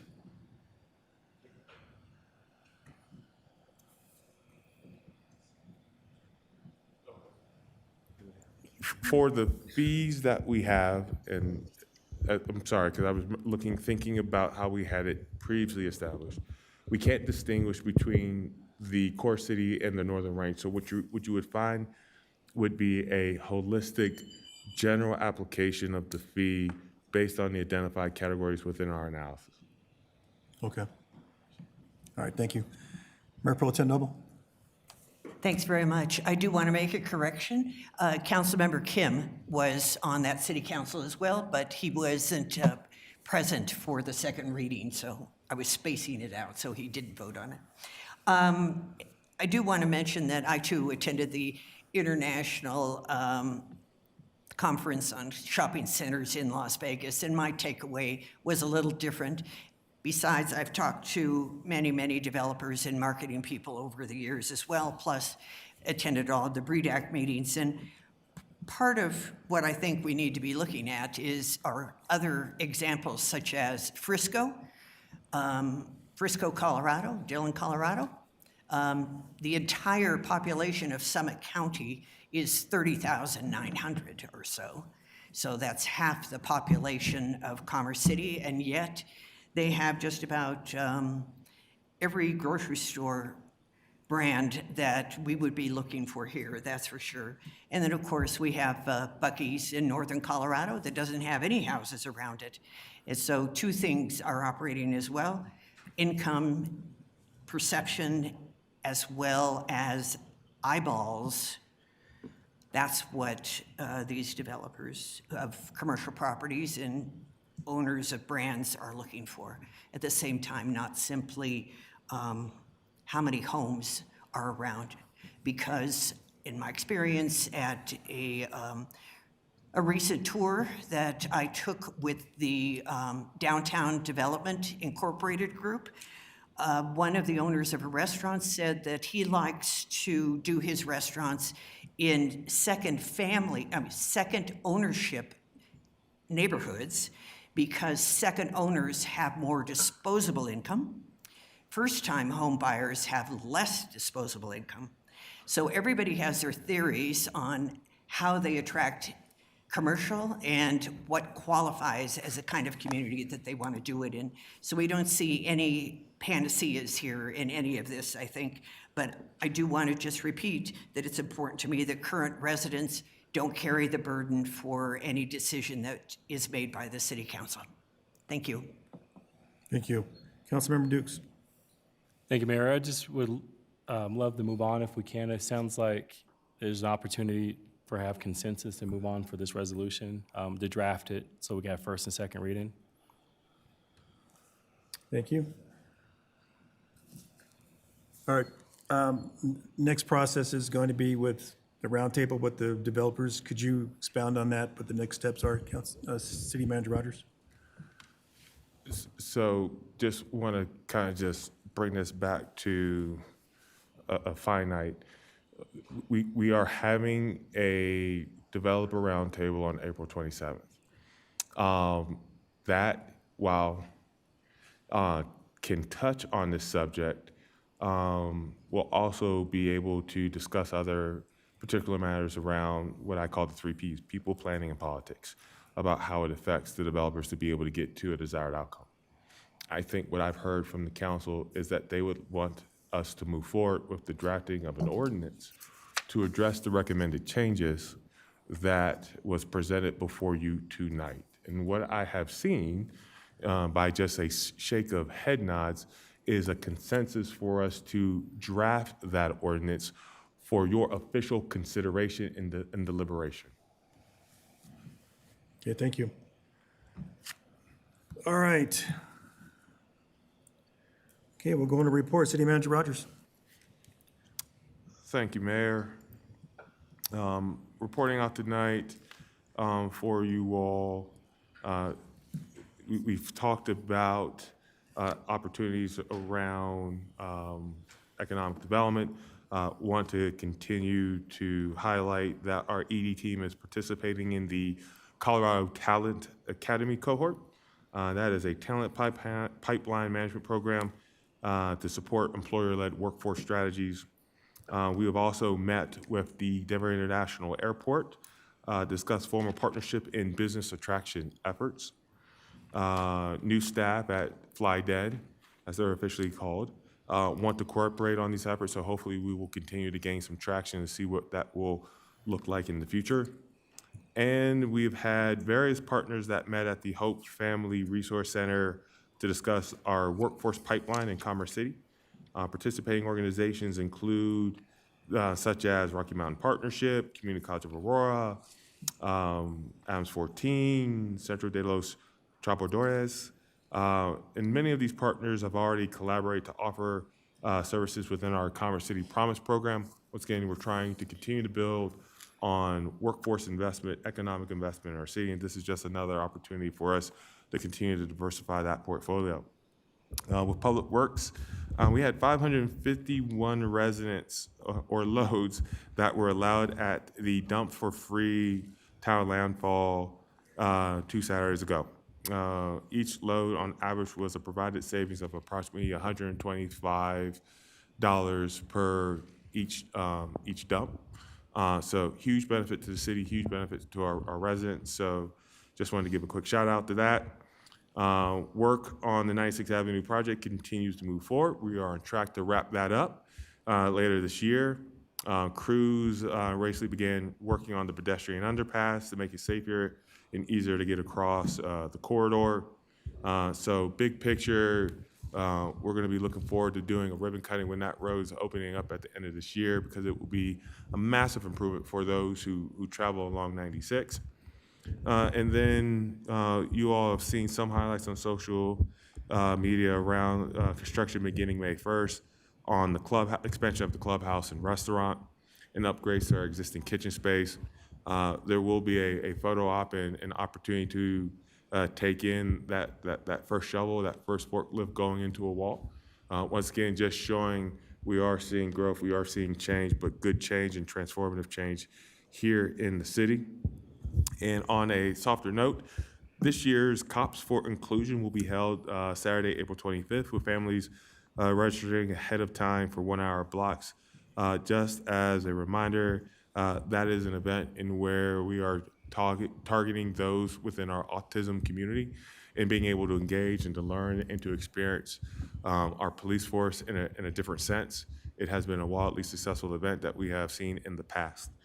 And then last but not least, obviously, we are extremely proud to have stood up one of the first, if not the first, real-time crime center in the state of Colorado. We have had a number of different open house tours to which we've had 60 individuals from across the state and within our various stakeholders of our community come to participate, ask questions, but also see in real time how we are trying to address issues around criminality within Commerce City.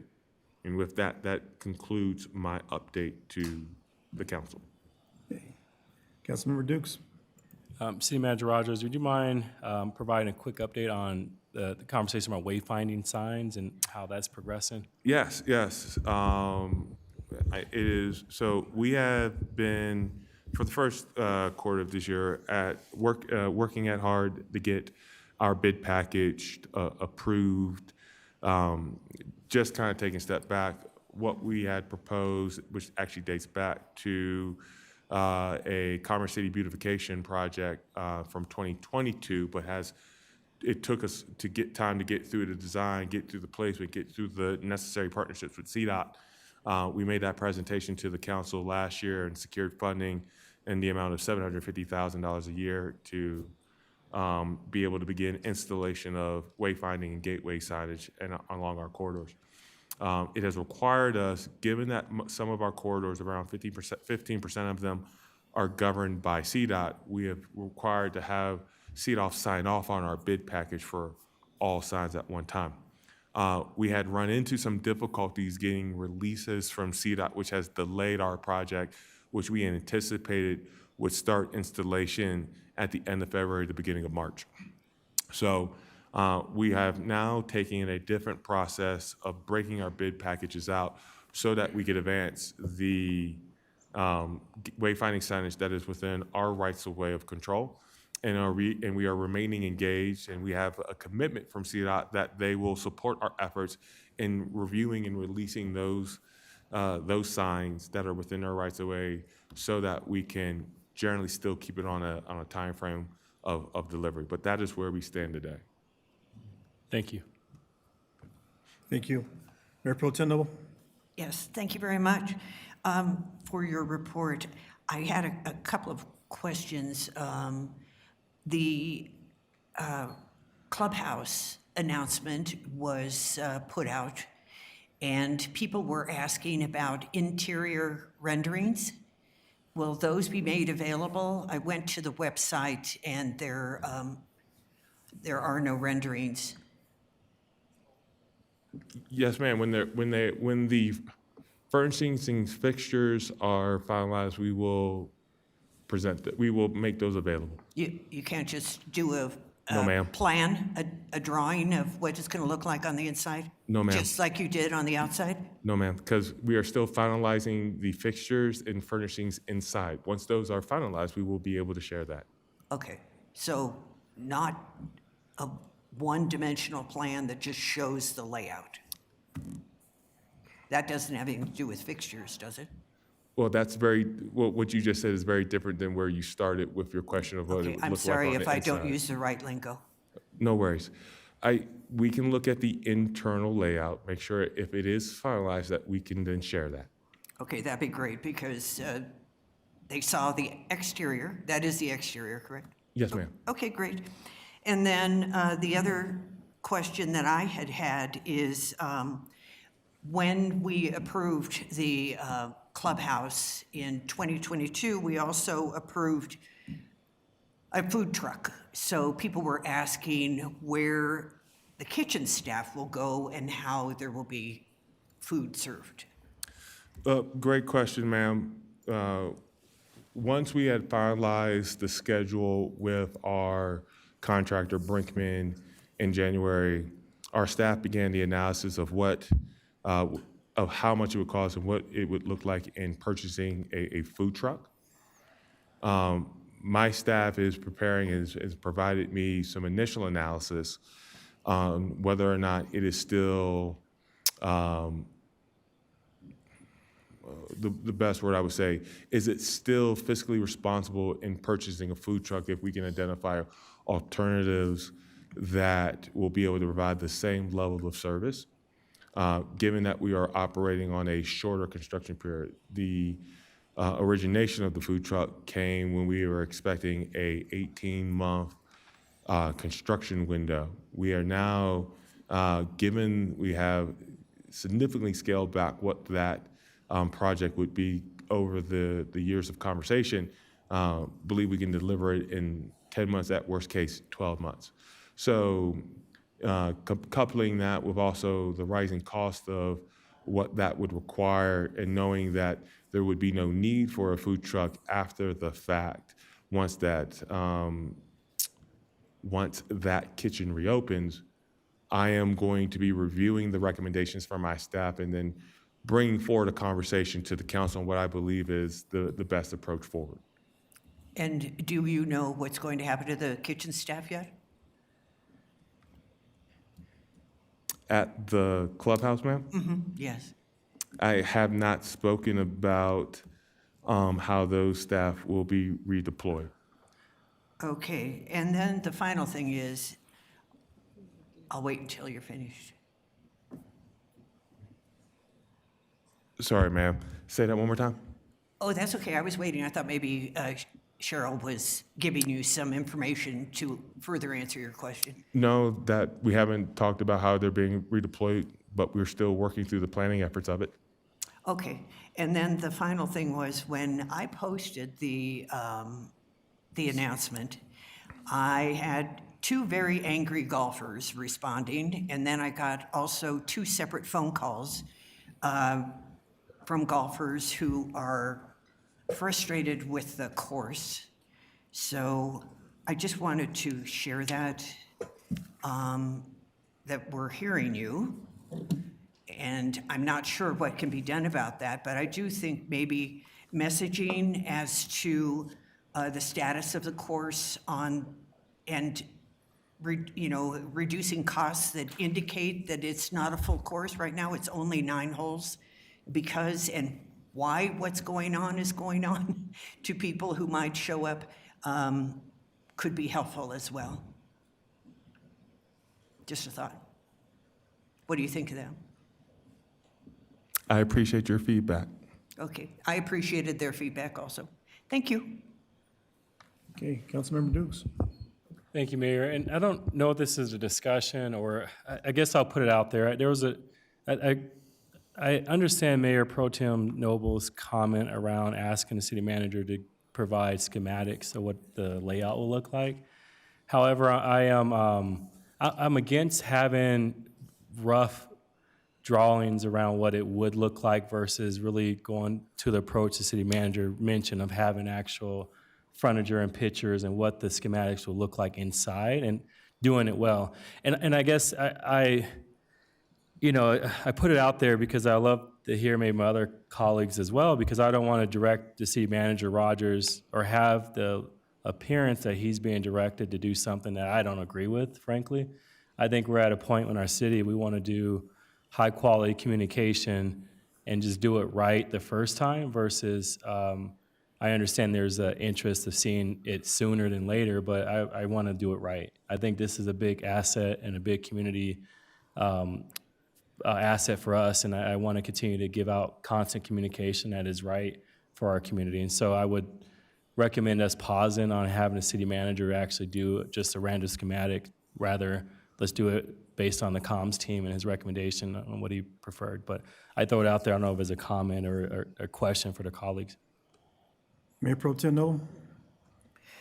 I'm fine with that. I was merely sharing what had been asked of me by constituents. So whatever the city manager thinks is best is fine with me. Plus, it comes back to another question I had.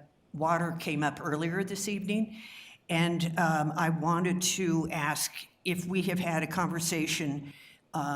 It reminded me to ask if we've had a conversation with South Adams County Water and Sanitation District about the water that they receive from Denver to dilute the PFAS in our water, and whether we'll be able to continue to have that water, because of the drought. I can't say that we have, that our conversations at the staff level have focused around their continuation of receiving Denver water. Our focus has been around the continued completion and delivery of the PFAS facility, which, as they've shared with us, continues to remain on pace. We've talked about high level that they're going to be engaging in looking at their water tap fees. So we haven't had that focused conversation. Obviously, we have a water commission meeting upcoming in May.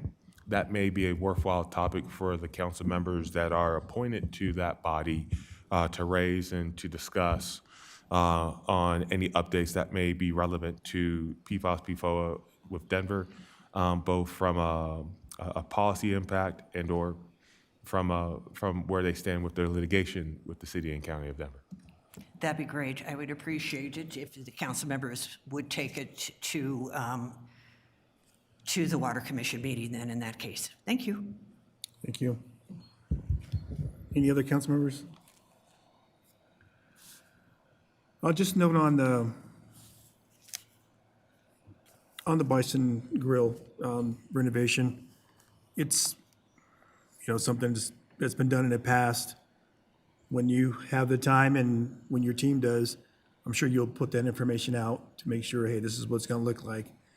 It was the same way when we had all those 5 projects in 5 years, whatever the schematics was, if it was something that our residents were going to partake in as far as the rec center pool, everything else, colors, whatever. So I'm sure that's gonna be put in your timeline. So I appreciate that when you do display that. Or did you want to go over regular meeting? We can, Mayor. We just have to have Mr. Ruger here pull it up. Okay, thank you.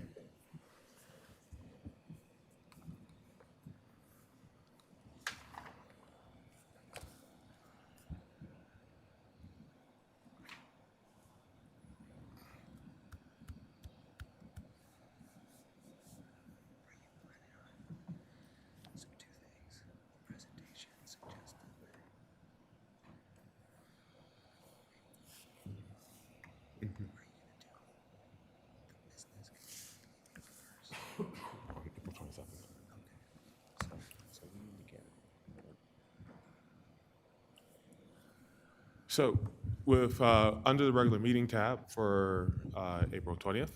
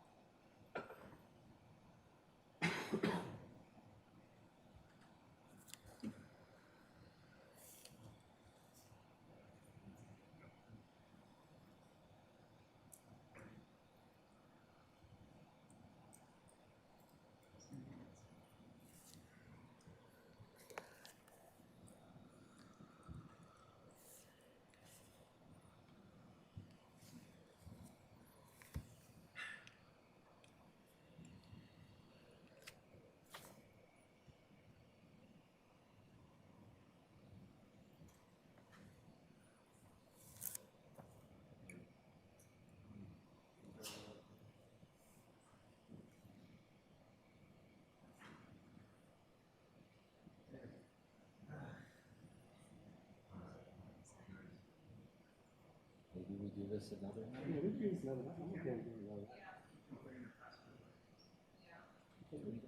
do this another night?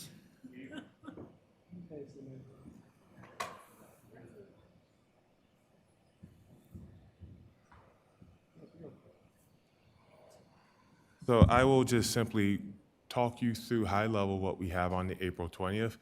And you all will obviously be seeing the published agenda come on this Wednesday, but currently slated for April 20th.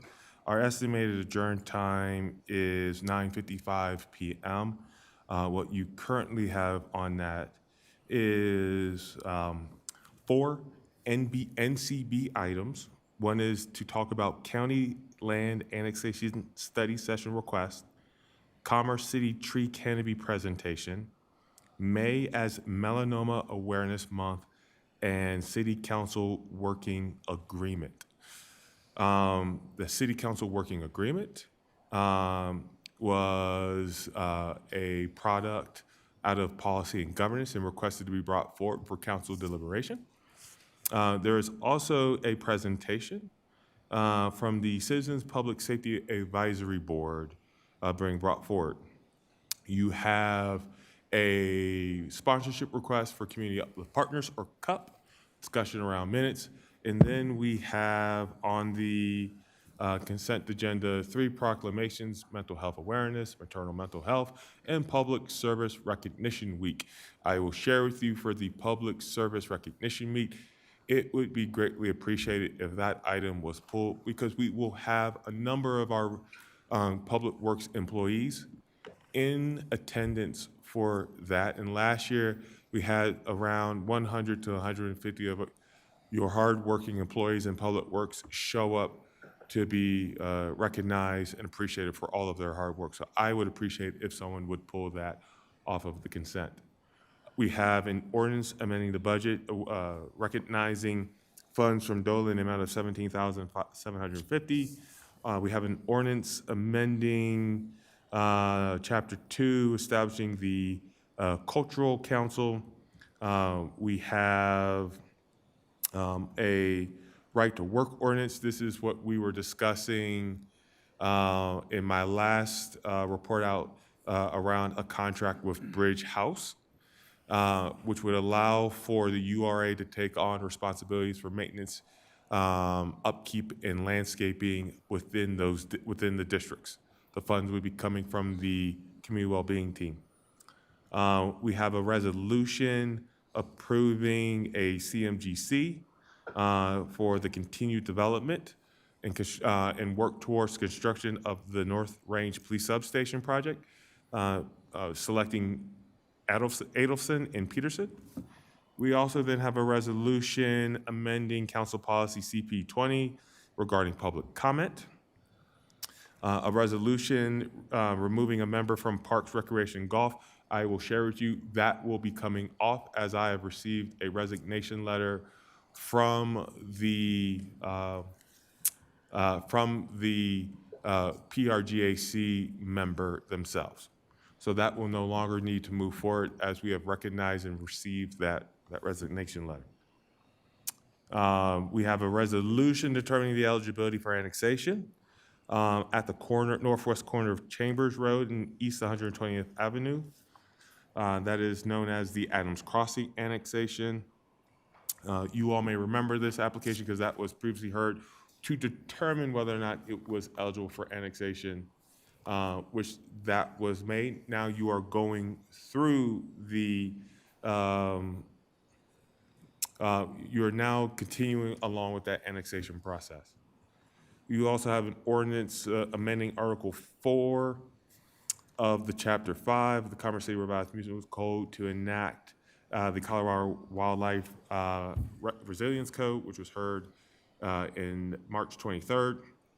And then you have 2 conditional use permits, which, excuse me, the resolution I was reading about, the annexation, the ordinance 2764, and the 2 CUPs will be heard under public hearing.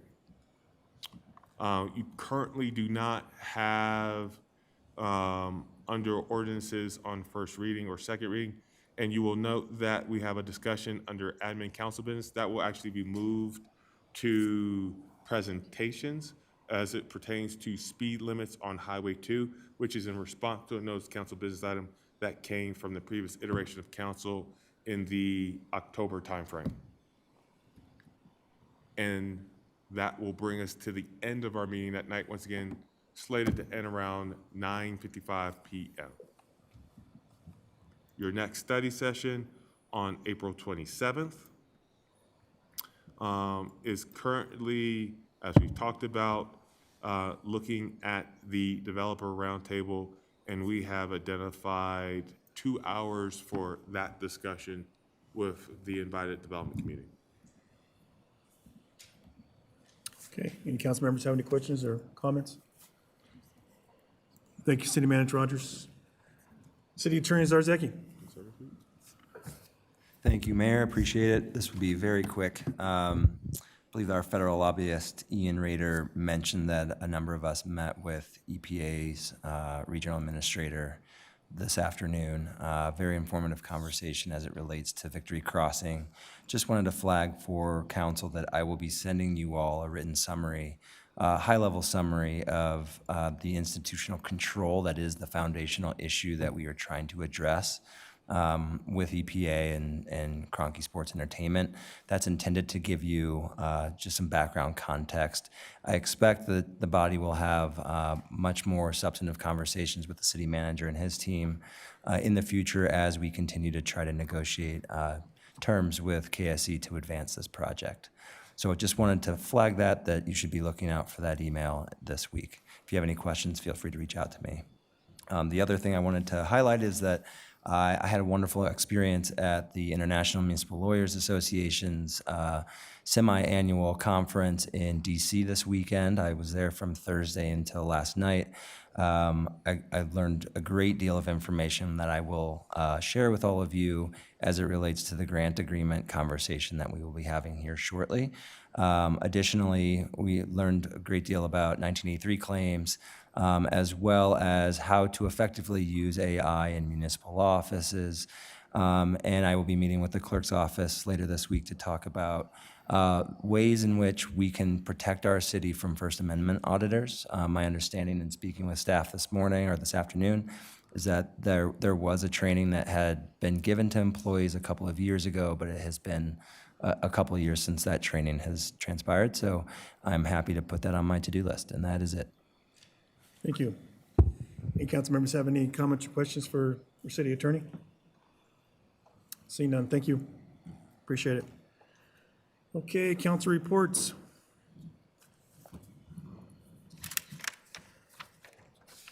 All right, Councilmember Kim. Thank you, Mayor. So just, I guess, over the past several weeks, I met with Cheddar Latcham, who's the president of Shea Homes, prior master developer up in the Reunion area. Spoke with him intently. It was nice understanding the history behind stuff that happened up there.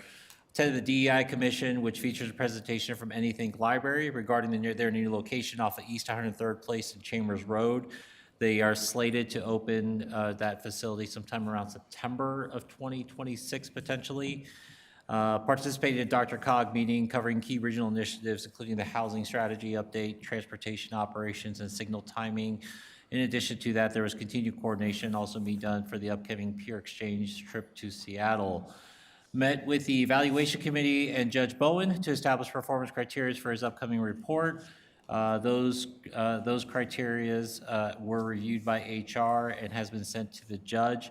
Once the judge comes back and says that to see if he has any questions or whatnot, then either the eval committee will reconvene, or we'll try to put something on the agenda for an executive session with him to discuss that with the rest of council.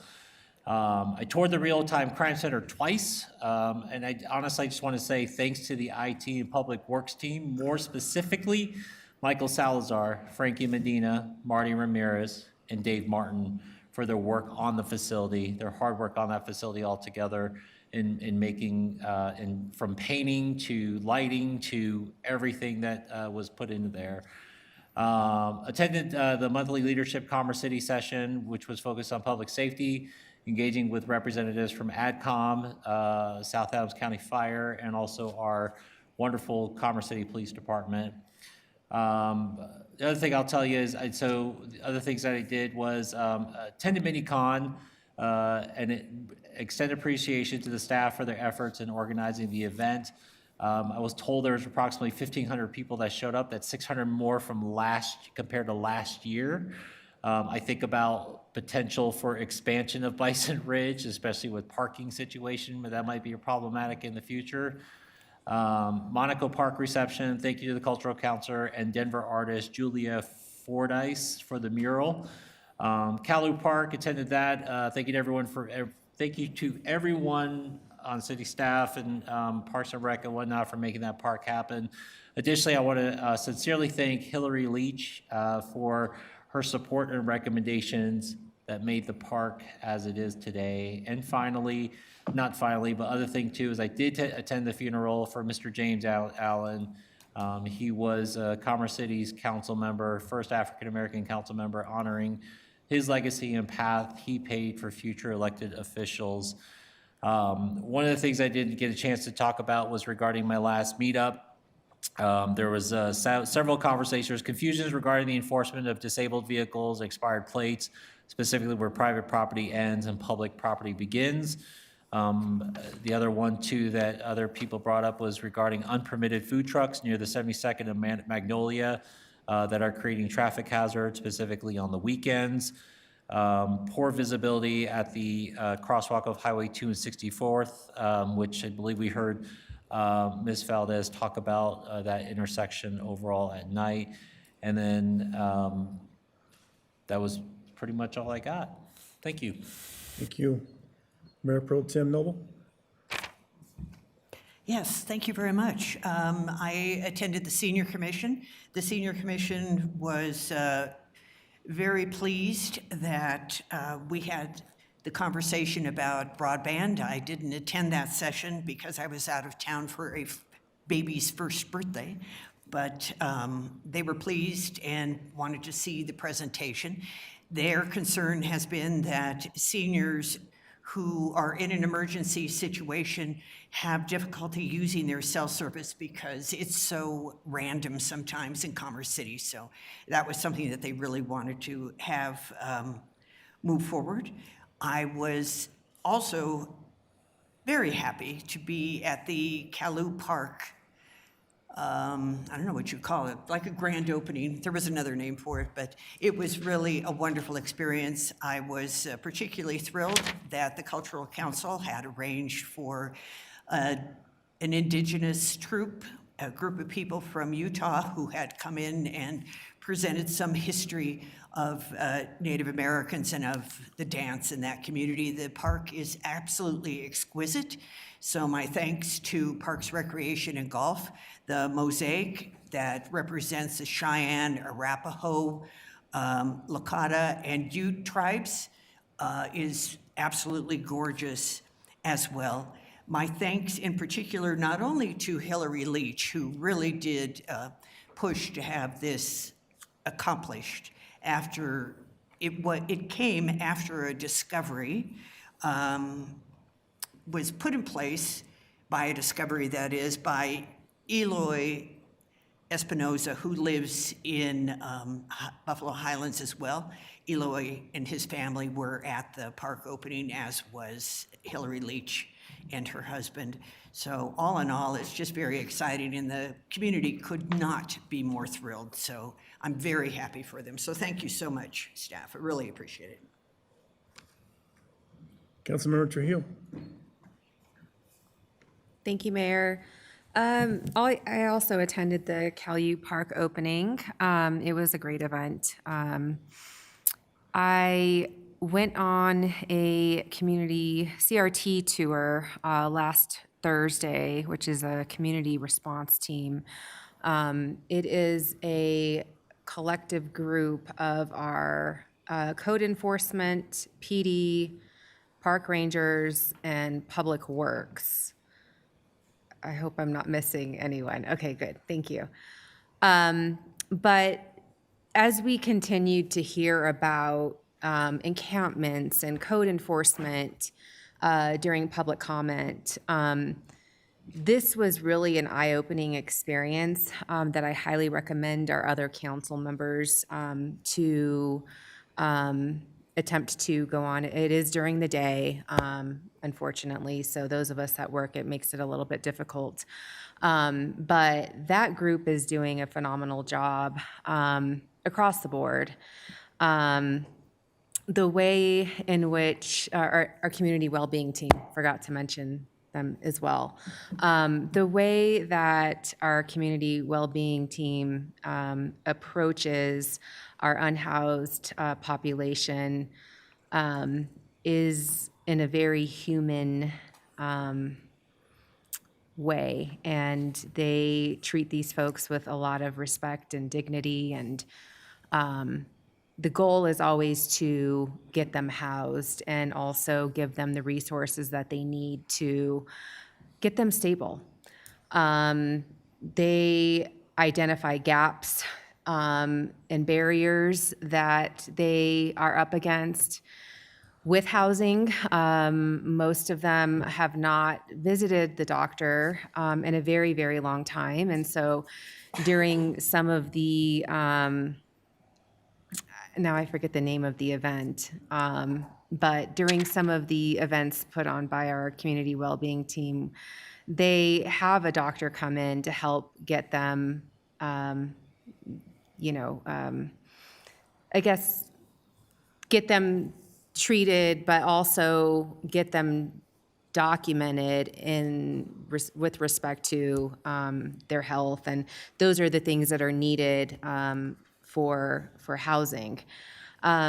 So I can't be more proud of what the city is doing and the approach that we are taking when it comes to our unhoused population. As I was doing that tour, I realized one of the barriers that we might be facing is actually this notice requirement. And so at some point, I would like to have a conversation around revisiting that ordinance, because we can only do so much, right? I noticed that the community well-being team, and as well as our PD and code enforcement folks, they recognize these folks by name. They call them by their name. And they have established relationships with these folks. And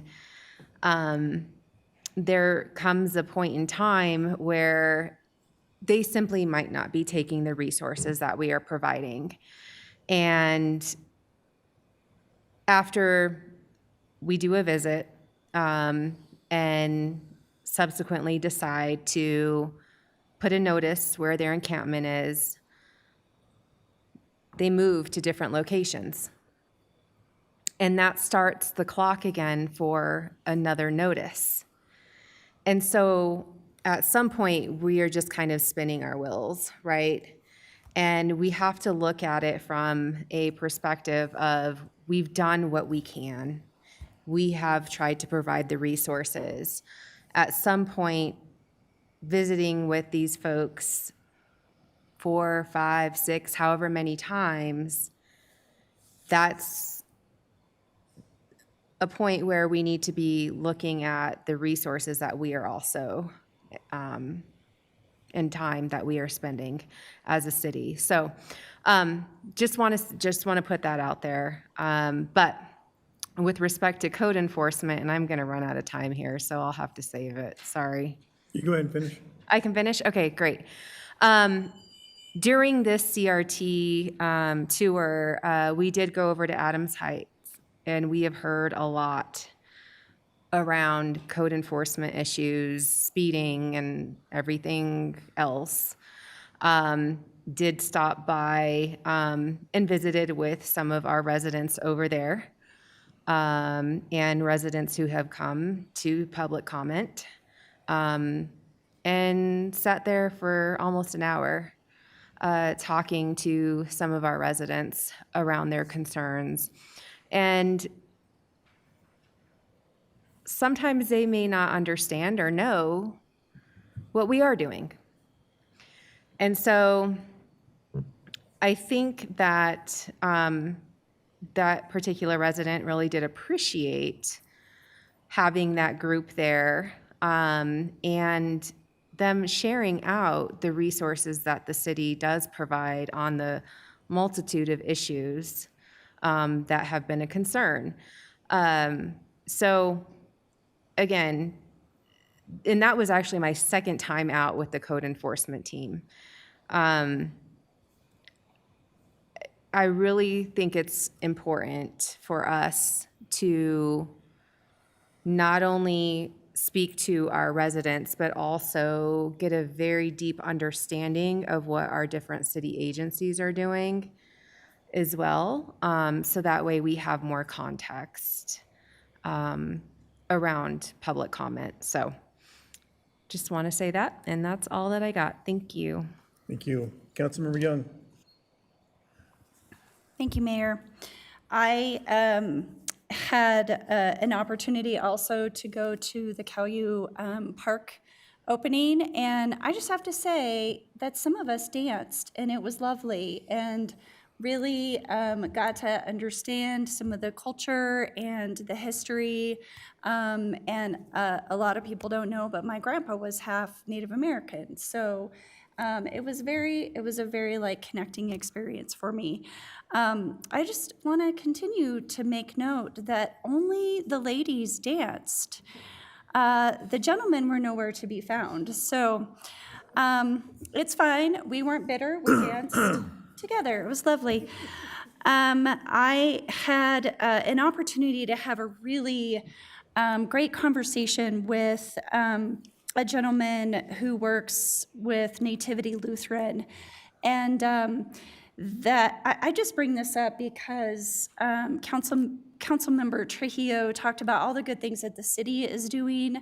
But I would really love to highlight all of the really great things that Nativity Lutheran is doing in the community. They have partnered with Community Wellbeing. They've helped create the Safe Parking Initiative in their parking lot. They're really working on trying to provide portable showers, wellness checks, and hot meals. So I made an introduction to Dr. Katie Boyd-Troll, who also works with Community Wellbeing. They have offered to space for her to come and do wellness checks and health checks for the people there. They have he really wants to kind of build a pretty extensive youth program and maybe build on some of the workforce development work that we're doing. So I introduced him to the executive director of the Community Uplift Partnership, Chris Churches. And he also had some really great ideas about maybe what they could do on a piece of their land. So I made an introduction between him and City Manager Rogers, who will continue the conversation and the good work that they're talking about doing. I really was impressed with, there are community members who are doing work behind the scenes for no accolades or no big fanfare or promotion. They just really love our city. And this gentleman happens to not actually live in the city, but he is passionate about filling the needs of Commerce City, which is why he reached out to me. We have a lot in common. And the theme throughout the whole conversation was, what does Commerce City need, and how can we help fill your needs? So I just think it's worth highlighting people in our community who are doing really good work. I also had Leadership Denver Day. It was also Public Safety Day. And the thing that impressed upon me the most, we've had a lot of conversations here about public safety and technology. And what I learned was that the people who want to use technology for evil are outpacing the people who are trying to use technology for good. And the people who are trying to keep our community safe. And having an opportunity to support our efforts to stay up to date with technology so we can catch up with the bad guys, as it were, are really important, hard conversations that are really important for us to have. That's what impressed upon me the most from that day. Also, I got to visit their real-time crime center too, and obviously ours is awesome. So that's all I have. Thank you. Thank you. Councilmember Sandoval. Okay, I'm sorry, I've been a woman of very few words tonight, not feeling the best. I'll make this quick. I attended the Adams County Mayors and Commissions Youth Awards alongside our mayor, Councilmember Teeter and Councilmember Young. And this was a night of recognition to youth that have overcome adversity and are doing amazing things and contributing to the community, and might have shed a couple tears just out of one, excitement for them, and also just a sense of, I guess, inspiration from these young kids. And so that was a special award ceremony. And I think there was 2 of our Commerce City businesses that were in attendance that were sponsors, Dion's and Suncor. And each of the students received, we had 3 students from Commerce City that were recognized from the 27J school district, and each of the students received approximately $900 worth of gifts from various sponsors for recognition of all the work that they've done in the community and just the positive influence that they are, and they're nominated through teachers within their schools. I also attended the Calu Park opening. That was a great event. It was really nice to have people come out on a beautiful day, enjoy the park, and also learn about the history of not only the name of the park, but also the history of the indigenous occupying those lands. And last but not least, on Thursday, we are having our Youth Commission Town Hall at 6:30 p.m. at Bison Ridge. You're all invited to attend. And the youth are putting together this town hall surrounding public safety. So recommend everybody attend, and they are also looking for additional youth commissioners. That's all. Thank you. Councilmember Dukes. Thank you. Just a quick update. I attended the South Adams County Water and Sanitation Board meeting, and they're going to officially announce that we're going to be in stage 1 drought. So it's on their website now. Please look at that and what that looks like in terms of fine schedule and enforcement. That's something that our neighboring jurisdictions are doing as well. So I just wanted to give everyone an update on that. I attended I'm on the oversight committee of Power Ahead with Dr. Cog, and they are going to bring. This is the opportunity to have heat pumps in houses, and they're going to bring forth a recommendation to Dr. Cog this week. And this is going to allow nonprofit education organizations and other entities to receive funding and help get the word out. They have opportunities for those heat pumps across the city, different cities.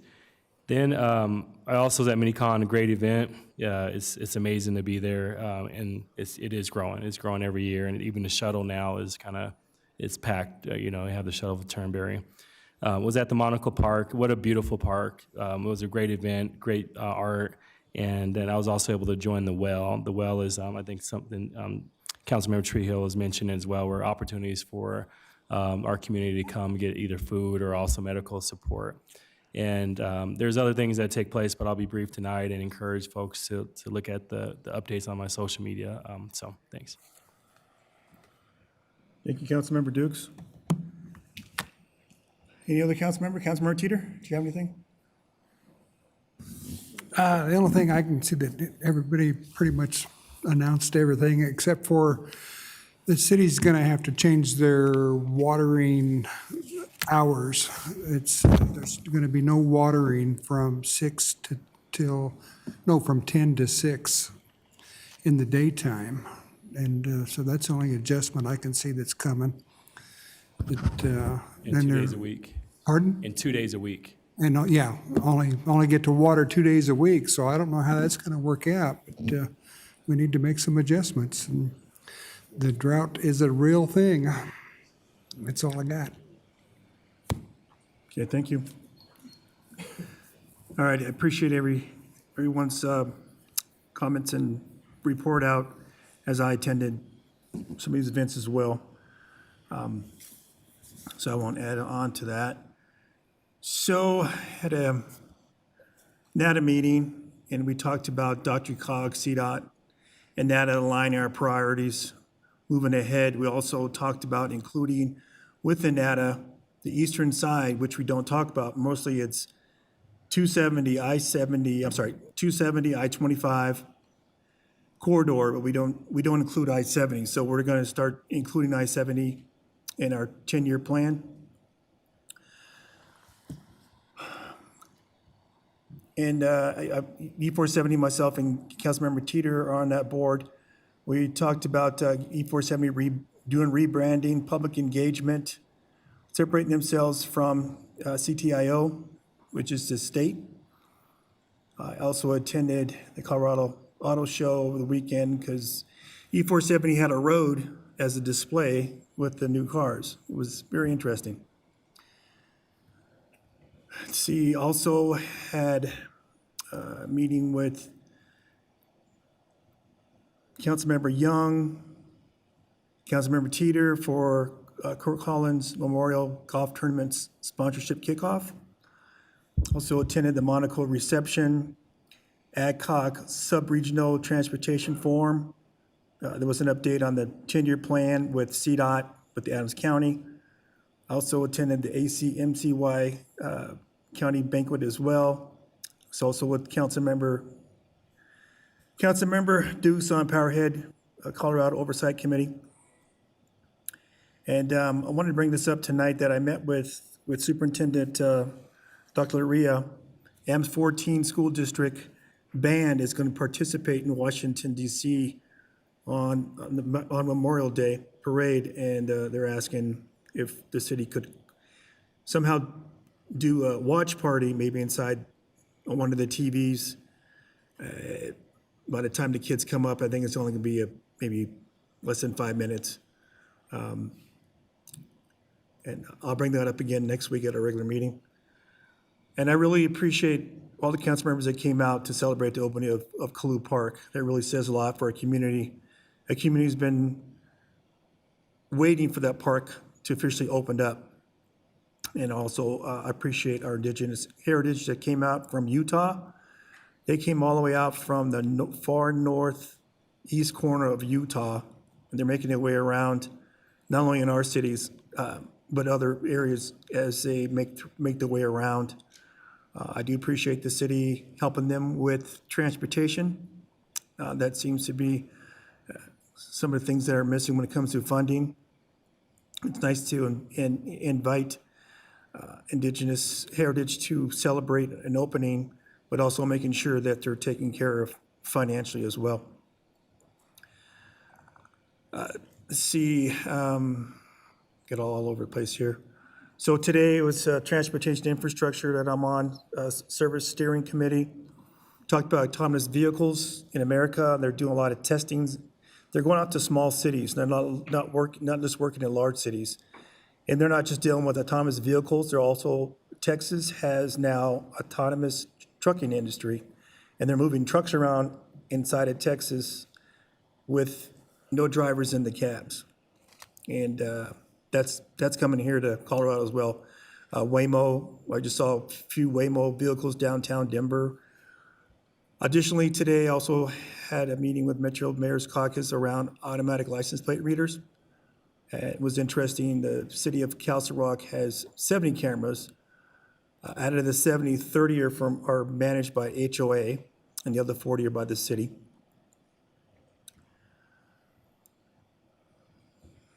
So there's more, but I will say that for next Monday.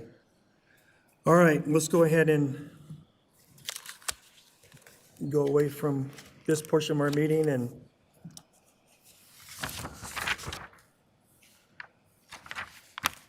all right, we're going to go to executive session. Tonight, there are 2 executive sessions. I will ask for a motion and a vote on each session separately. Mayor, sorry. Yes. I believe you need to call the special meeting. Oh, sorry. Sorry, it wasn't on my notes. All right, hold on. Sorry, I'm getting ahead of myself here.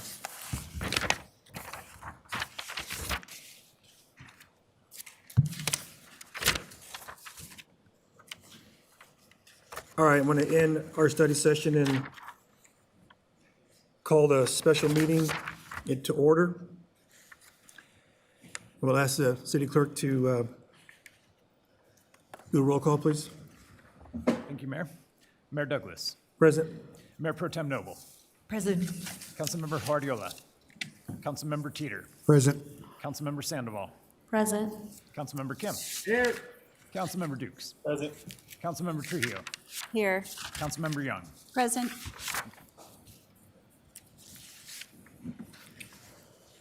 Okay, thank you. I'll vote to take a motion and a second to approve for the members not here tonight. Councilmember Young, So moved. Councilmember Teeter. Second. All right, the motion on the floor is to excuse the member not present tonight. All those in favor say aye. Aye. Those opposed say nay. Okay, that motion passes. All right, on to the executive session. Tonight, there are 2 executive sessions. I'll ask for a motion and a vote on each session separately.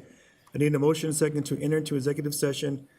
City Council pursuant to CRS 24-6-402, Frequency 4F and I, for the purposes of discussion of personal matters, specifically to discuss.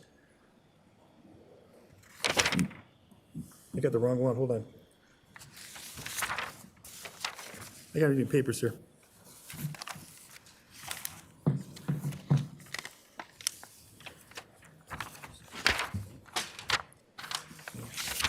Thank you. I don't know where my stuff went.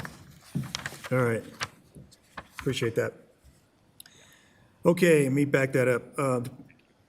Executive session of City Council pursuant to CRS 24-64402, frequency 4 and B, for the purpose of receiving legal advice regarding federal grant conditions and pursuant to CRS 24-6-402E to develop strategies for negotiations regarding the same.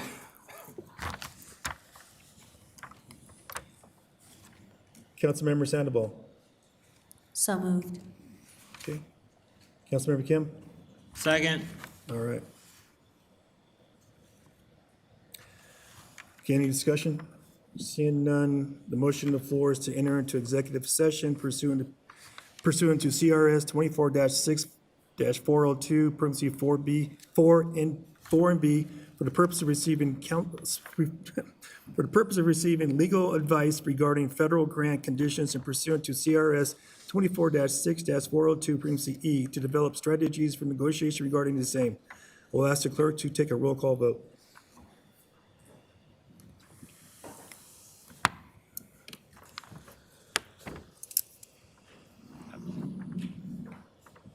Mayor, on this point, I think you can just take a vote Okay. voice vote on this one. That's All those in favor of going into executive section? Say aye. Those opposed say nay. Nay. Yeah, one nay. All right. Motion passes 7-1. Were you really nay?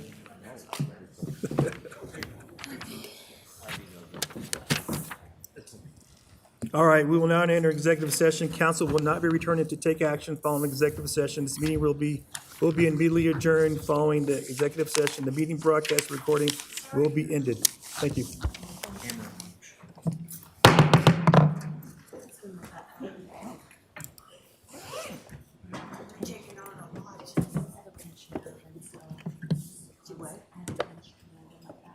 Do you need to?